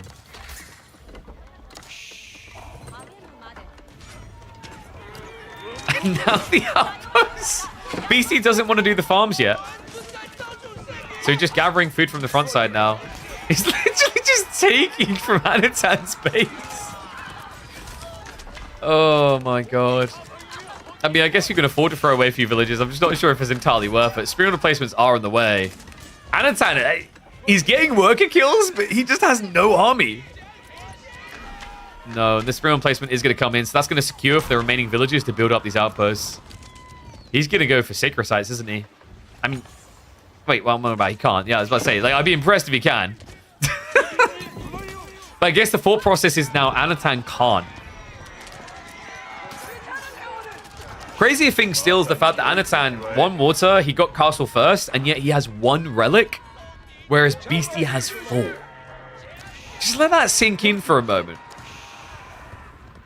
What Beasty done here is not easy, folks. I think for Anotand, one of the tricky things is he kind of got baited into over-investing on the water at the start of the castle play, right? Like, Armored Hulls first, and then Springle Crews.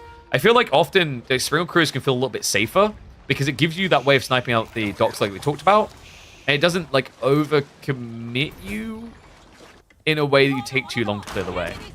I think what happened here is Anotand kept getting distracted looking over here on the water, paranoid that demo ships were coming out. So you couldn't really fully focus the same way that Beasty could when it came to the land. And yes, Anotand is now up to 9 trade ships. Hey man, they give a lot of wood and gold. And in fairness, if he gets Nest Bees, actually, it could solve the problem. The issue is he just doesn't have control of the width of the map. Like, once again, these are horse archers. They are meant to just raid. They're not about fighting armored units. How many water trade ships will equalize Beasty's 4 relics? A relic's worth 80 resources a minute. A trade is worth, like, what?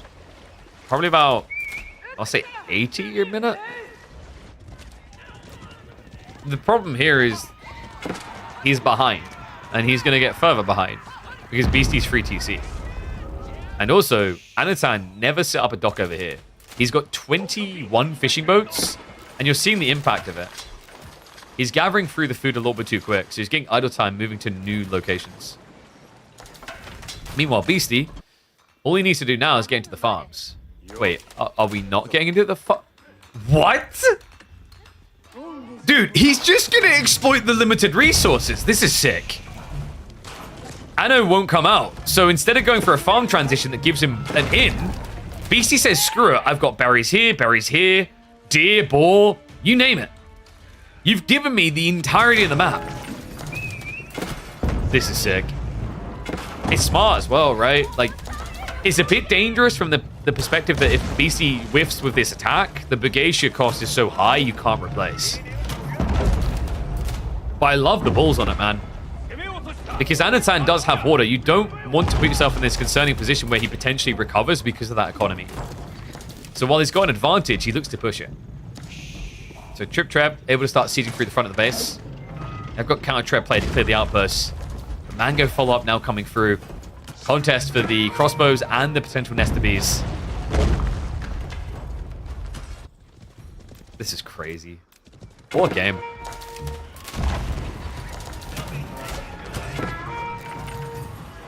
Geisha.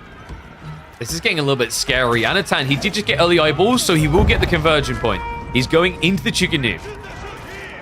Here's the counter. As long as you have a little bit of a front line. This may be premature on the fight for Anno, though. Starts going for the clash, and we've got the Shinto's healing. Okay. Against spears as well, remember. Spears and crossbows that just aren't doing that much damage.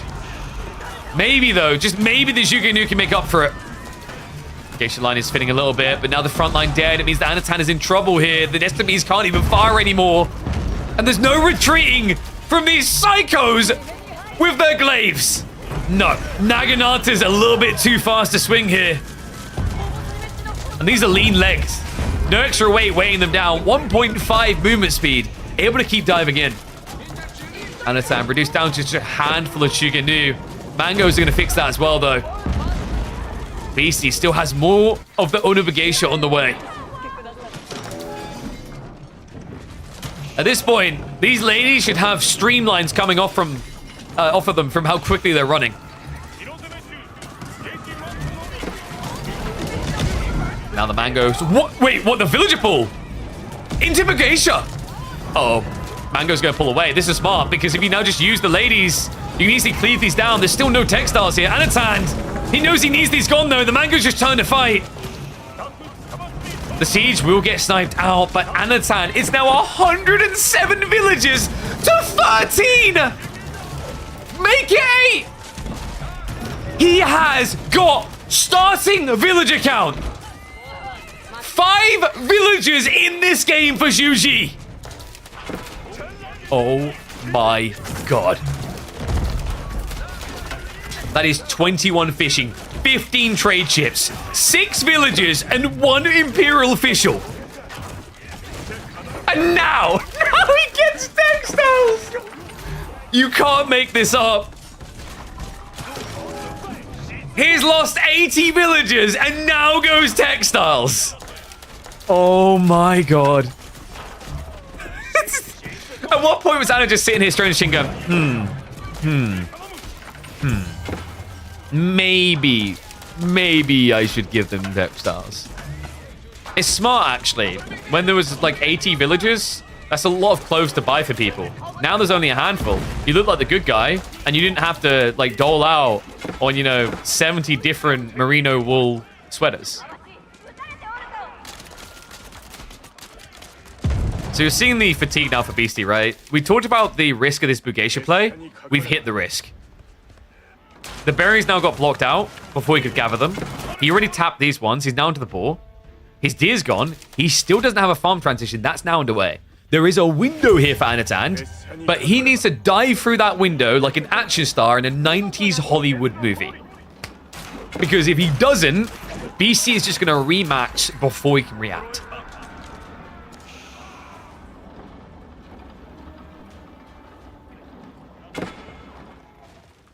Charlie, the less you have, the more important they are. It makes perfect sense. True. Now losing 1 villager statistically heavily impacts the amount of villagers Anotand has. If he loses a villager now, it's 10% of his villager economy.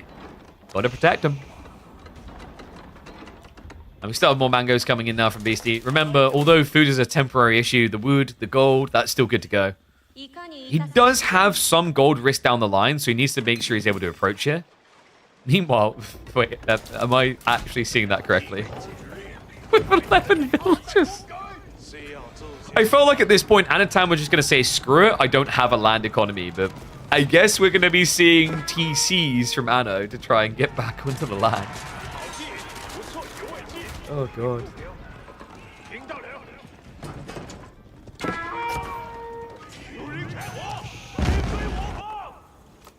All right, 1s if you think Anno's going to win this. 2s if you think Beasty's taking it.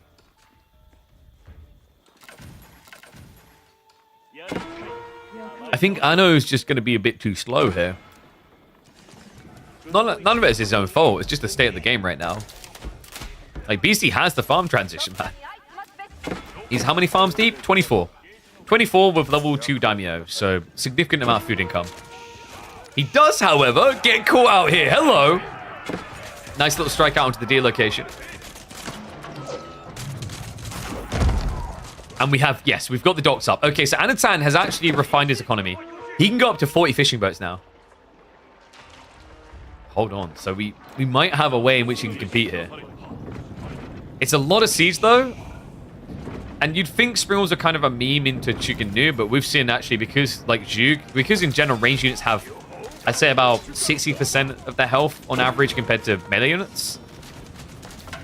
That basically means that Springles kill range units about as quickly as they kill melee units. If that makes sense. Because remember, the Springles get significant damage booster from melee tags. This is a lot of mangoes also. I know it doesn't have a clean solution just yet. We have got PG now coming through. He can't go Horseman because BC has spears, so this is the correct call. Palace Guards are quite swift. But Beasty already seems to have read it. Samurai coming in. And that means Anotand, like, he needs crossbows. Crossbows he just doesn't have here. No, and it's not just any samurai. I believe this is going to be full of Dachi tech. Yeah, so they melt anything that has 2 legs. It's bad for Anotand because he's on his last legs here. Mango's pushing in. Springles to follow up. Deep penetration coming through. He even goes after the enemy Springles. Oh my god! So these units counter melee, right? Right? No, they counter everything that is on 2 feet. That's it. It's going to be Beasty once again into the grand finals. Oh my god, it's deja vu. The question is, who will be able to stop him? What do you think, guys? Wham, Vortex, are you fancy him this week? Or is it once again just going to be a beastie brawl out and domination? Let me know in the comments, and I'll catch you all in the next chapter.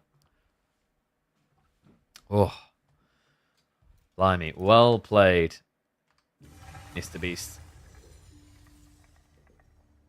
So, mark that up. That is going to be Nippon with the win.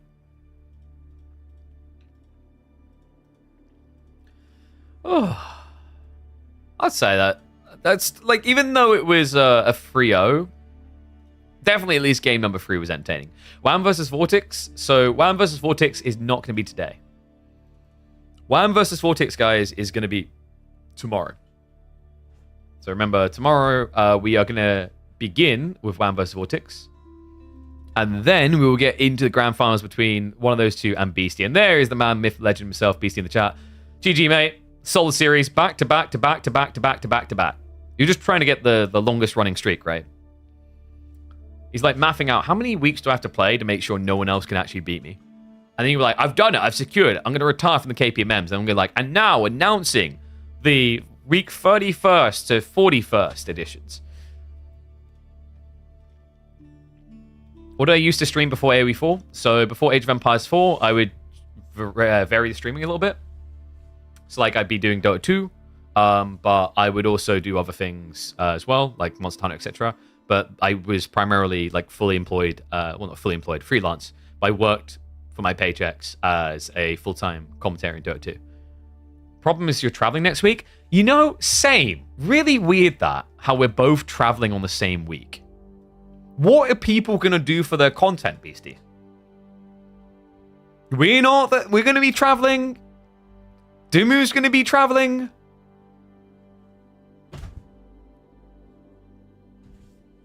What does that leave?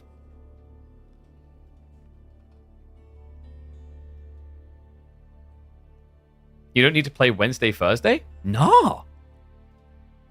I have to travel Wednesday and work Thursday, though. You got it easy. Yeah, that's right. For those who don't know, Beastie and me, we're both going to be at the LAN happening next week. For different reasons. I'll be doing the hosting for the AoE 2. But I might make an appearance in Age of Empires 4. We should, I think we're talking about having this channel push the Age of Empires 4 stream anyway. So you guys will be able to catch content here on the days it's active. Anyway. But yes, you can still keep the back-to-back going because we are going to be taking a pause week next week. So the schedule looks as follows, guys. So I will be live tomorrow. This will be a place to go, your official coverage for Vortex versus Wham into Beastie versus either Vortex or Wham. And then I'm going to be taking Friday off because we aren't going to have a midweek muster next week.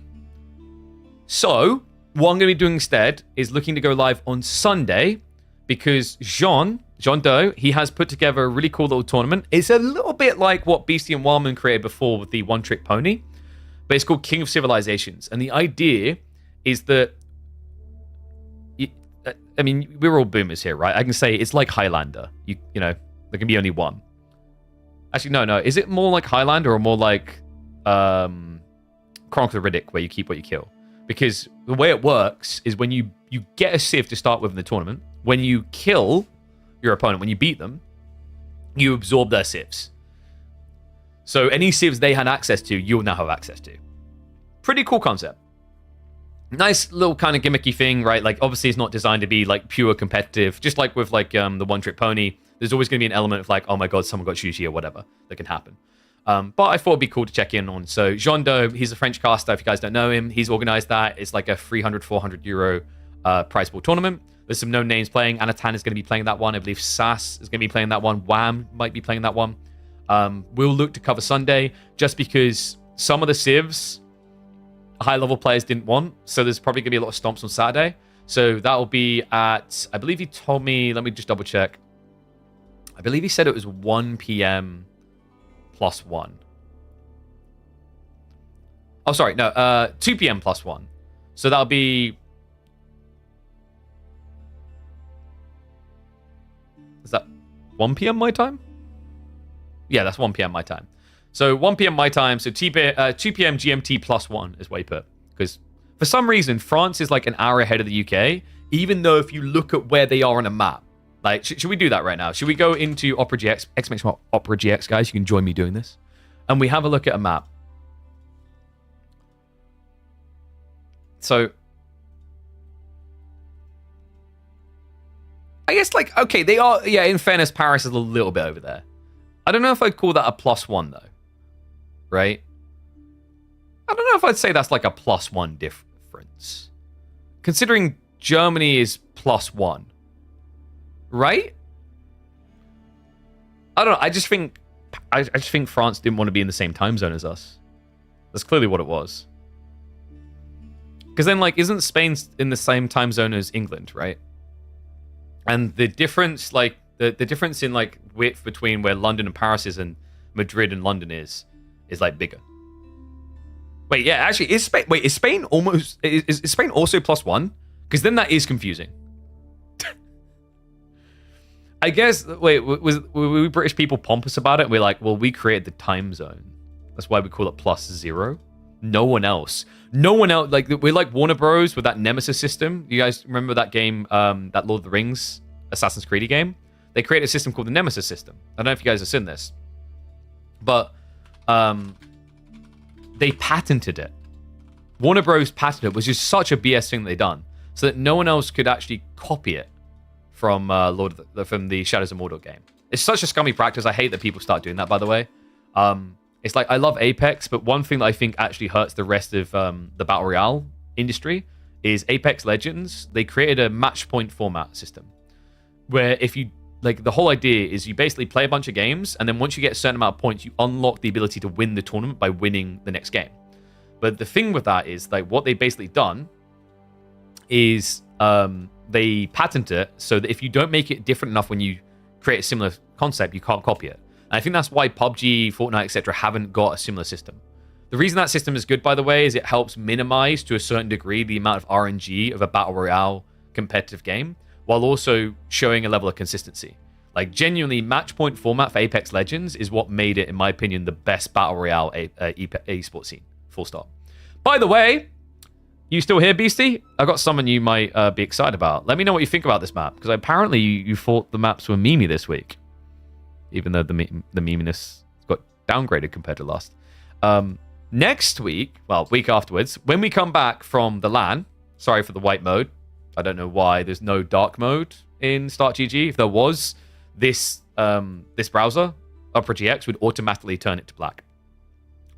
I could have sworn there is one. I don't know where it's gone, though. We have got a new map. Do you want me to show that map quickly, guys? You have a look at it. So this is Sacred Grove. We're bringing in Sacred Grove, and we're bringing in Socotra. We got rid of Golden Heights and Anatolian Hills. So I thought Socotra would be worth a revisit, see if things have evolved. You know, maybe a map where Pro Scouts isn't that viable. But what I'll show you guys, let me actually go and pick it up, because this is really cool. I'm really hyped for this. So let's see what I'm doing.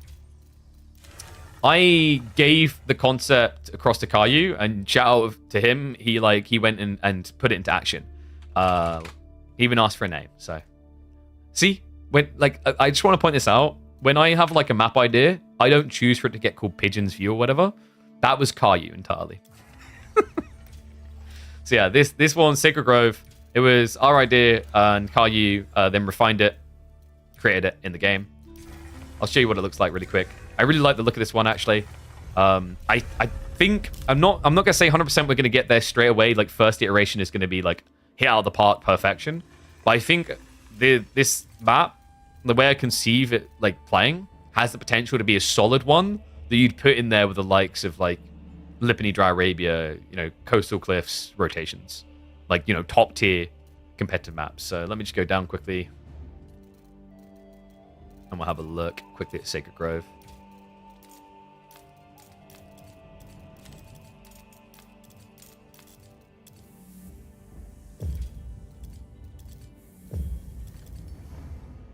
And you did miss all the games today, but don't worry, we've got 2 series tomorrow. So you've got plenty to look forward to.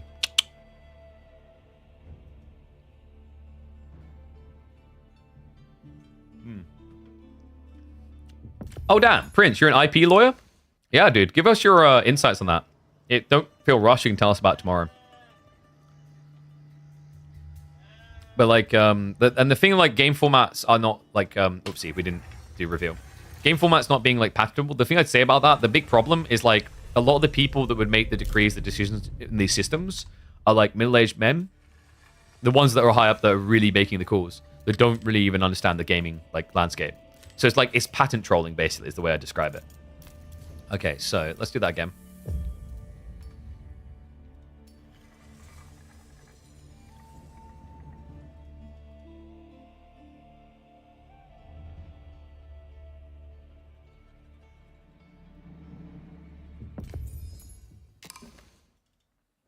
All right, here we go. So, this... I'm going to move the chat window over the other side, actually. This is the map that's going to be coming into the rotation after we get back the next week from the Garrison Land. So this is Sacred Grove. You can see the idea is like you basically have... You almost like kind of lane the map where you've got these 3 different routes to go down. And we made the center a lot more open, a lot more accessible. Some encouragement there, things like deer. And then the sacred site spread out. Actually, 1 second. I'm on Asian Temperate. Yeah, so we talked about this and like whether it would change things. I'm going to double check this, but I'm pretty sure now if I spawn in on European Temperate, which is the most used one, what you actually are going to get is a little bit more curvature on the outskirts. So if we quickly switch over, I'll show you guys.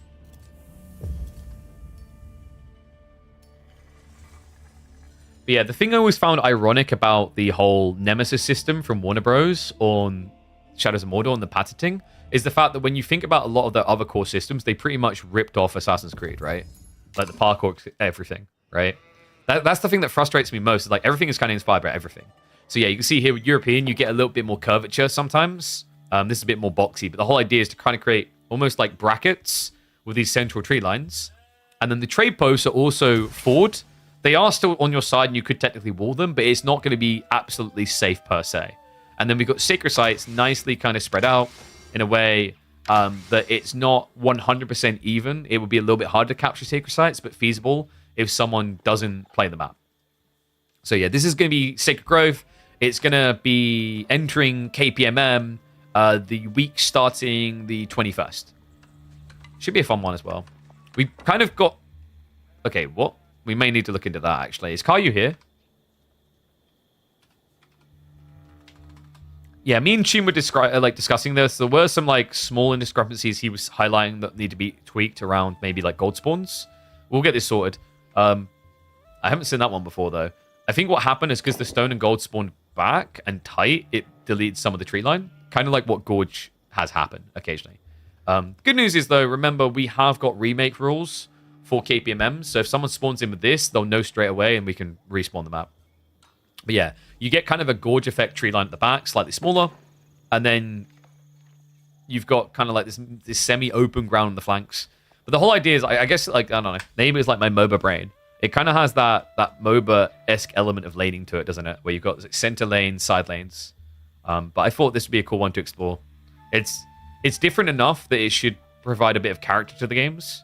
And also, a lot of the high-value wood clumps are in the center of the map. So that's another thing that encourages you to come out, right? Like, it's kind of like the idea of Gorge is like you start with a big tree line, but then you have to come out to more dangerous tree lines. We took that concept and made it even a bit smaller. You don't get as much wood as Gorge. But Chum, can you do me a favor and bounce that feedback across to Caillou? Can you screenshot it now, mate? Since I'm sorting a few things as well. If you don't mind. Appreciate you. A mix of Gorge and Pit? Yeah, I think that's like one way of thinking about it. We might iterate this further. Like originally, I conceptualized something that was even going to be like a more, how would I describe it? A more circular center. There's even a world in which I envisioned like we could, if it feels like it needs more character, you could have like shallow waters here. There was another version of this map that I was conceptualizing where you'd have a single sacred site in the center, but it would be in a divot, it'd be in a pit, not a hill. And then you'd surround it with shallow water so that you couldn't just do what you do on King of the Hill. I think that could be an interesting map as well. So basically like King of the Hill-esque, but I think like Baltoon was one who called it a King of the Hole before.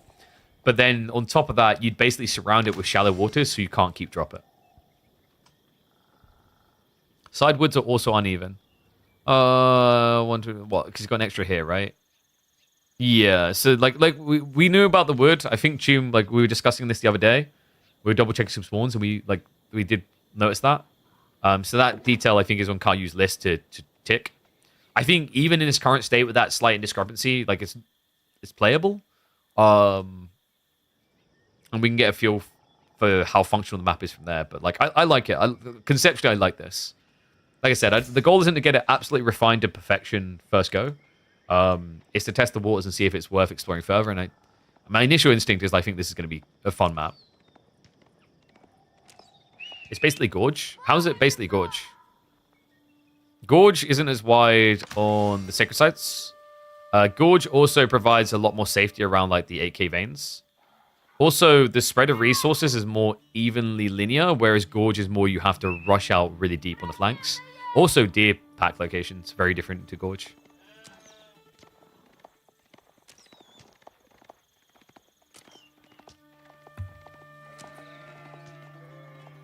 Yeah, like this is not Gorge. And also, like the other thing, and this is something we might refine further, is these tree lines being thin. So you can chop through and get new access points. We might actually explore making parts of them thinner. I even want to talk to Kayu about how easy it is to put stealth forests inside tree lines. Because I love the idea of essentially creating maps where, like, if we really wanted to mobify this in my brain, this is like, I mean, for someone who plays League, they'll know what I'm talking about. It's the long grass. Or like with Deadlock, the Shroud Walls, right? You could even have like a map where you have small stealth forests like here and here. So instead of you being linear on one lane, you can shift through. So there's some cool ideas we could like iterate beyond with this map. But this is the thing I'm trying to think from a map perspective is like, it's nice to have these gimmicky like elements of like this map looks like a penis. Ho ho ho. But it's seriously though. But it's like how do we innovate beyond? Like how do we create something a little bit more creative in a different way? Is what I'm really trying to focus on. Right? I want these, I don't want to say microscopic plays, but I almost want a multiplication of options, small choices you make on a map that then ripple into different choices in the game. As opposed to like what Golden Heights is, for example, where we have a pond in the corner and it's a very big choice, a very big commitment. Do that. You know what's not a big choice, a big commitment, but easy to help out with, by the way, guys? Opera GX. Final reminder today, because we're going to get ready to round out soon. If you want to do me a favor, exclamation mark Opera GX. We've been using the browser when we're looking at things in browser in game. That's what you've been seeing. It's a gaming focused one. They've got some cool efficiencies around like minimizing the amount of RAM, CPU, and network usage that your browser's going to use. Has got a built-in VPN, really handy for pretending you're in a different country if you want to get access to certain streaming services, etc., with different rosters of movies. All that is free. All you have to do is download it, make sure you create an account, and that lets them know that I sent you across. But shout out to them. They've been sponsoring us for the month of March, so they'll be with us throughout the entirety and beyond. So, with that in mind, though, what I'm going to do now, I'm going to get ready to wind out. YouTubers just looking across. Game systems have been patented in almost every circumstance since day one. There was nothing burger of internet hype. I think, I don't know if I'd say I agree with that. Like, it's not as much patents as it is like trademarks, etc. Yes, patents is kind of different, and how they like stretch is different. But YouTube, I'm gonna end it here. Remember, guys, we're gonna be back tomorrow at 3 p.m. UK time is when we're locked in. So I've got confirmation from Tune. Vortex versus Wham will kick off our day tomorrow at 3 p.m. UK time, aka 4 p.m. CET. Make sure you tune in for that because we have Vortex versus Wham. And immediately afterwards, it'll be up against the Beast himself, Beasty, in a best of 7. Don't want to miss that. I'll see you all then.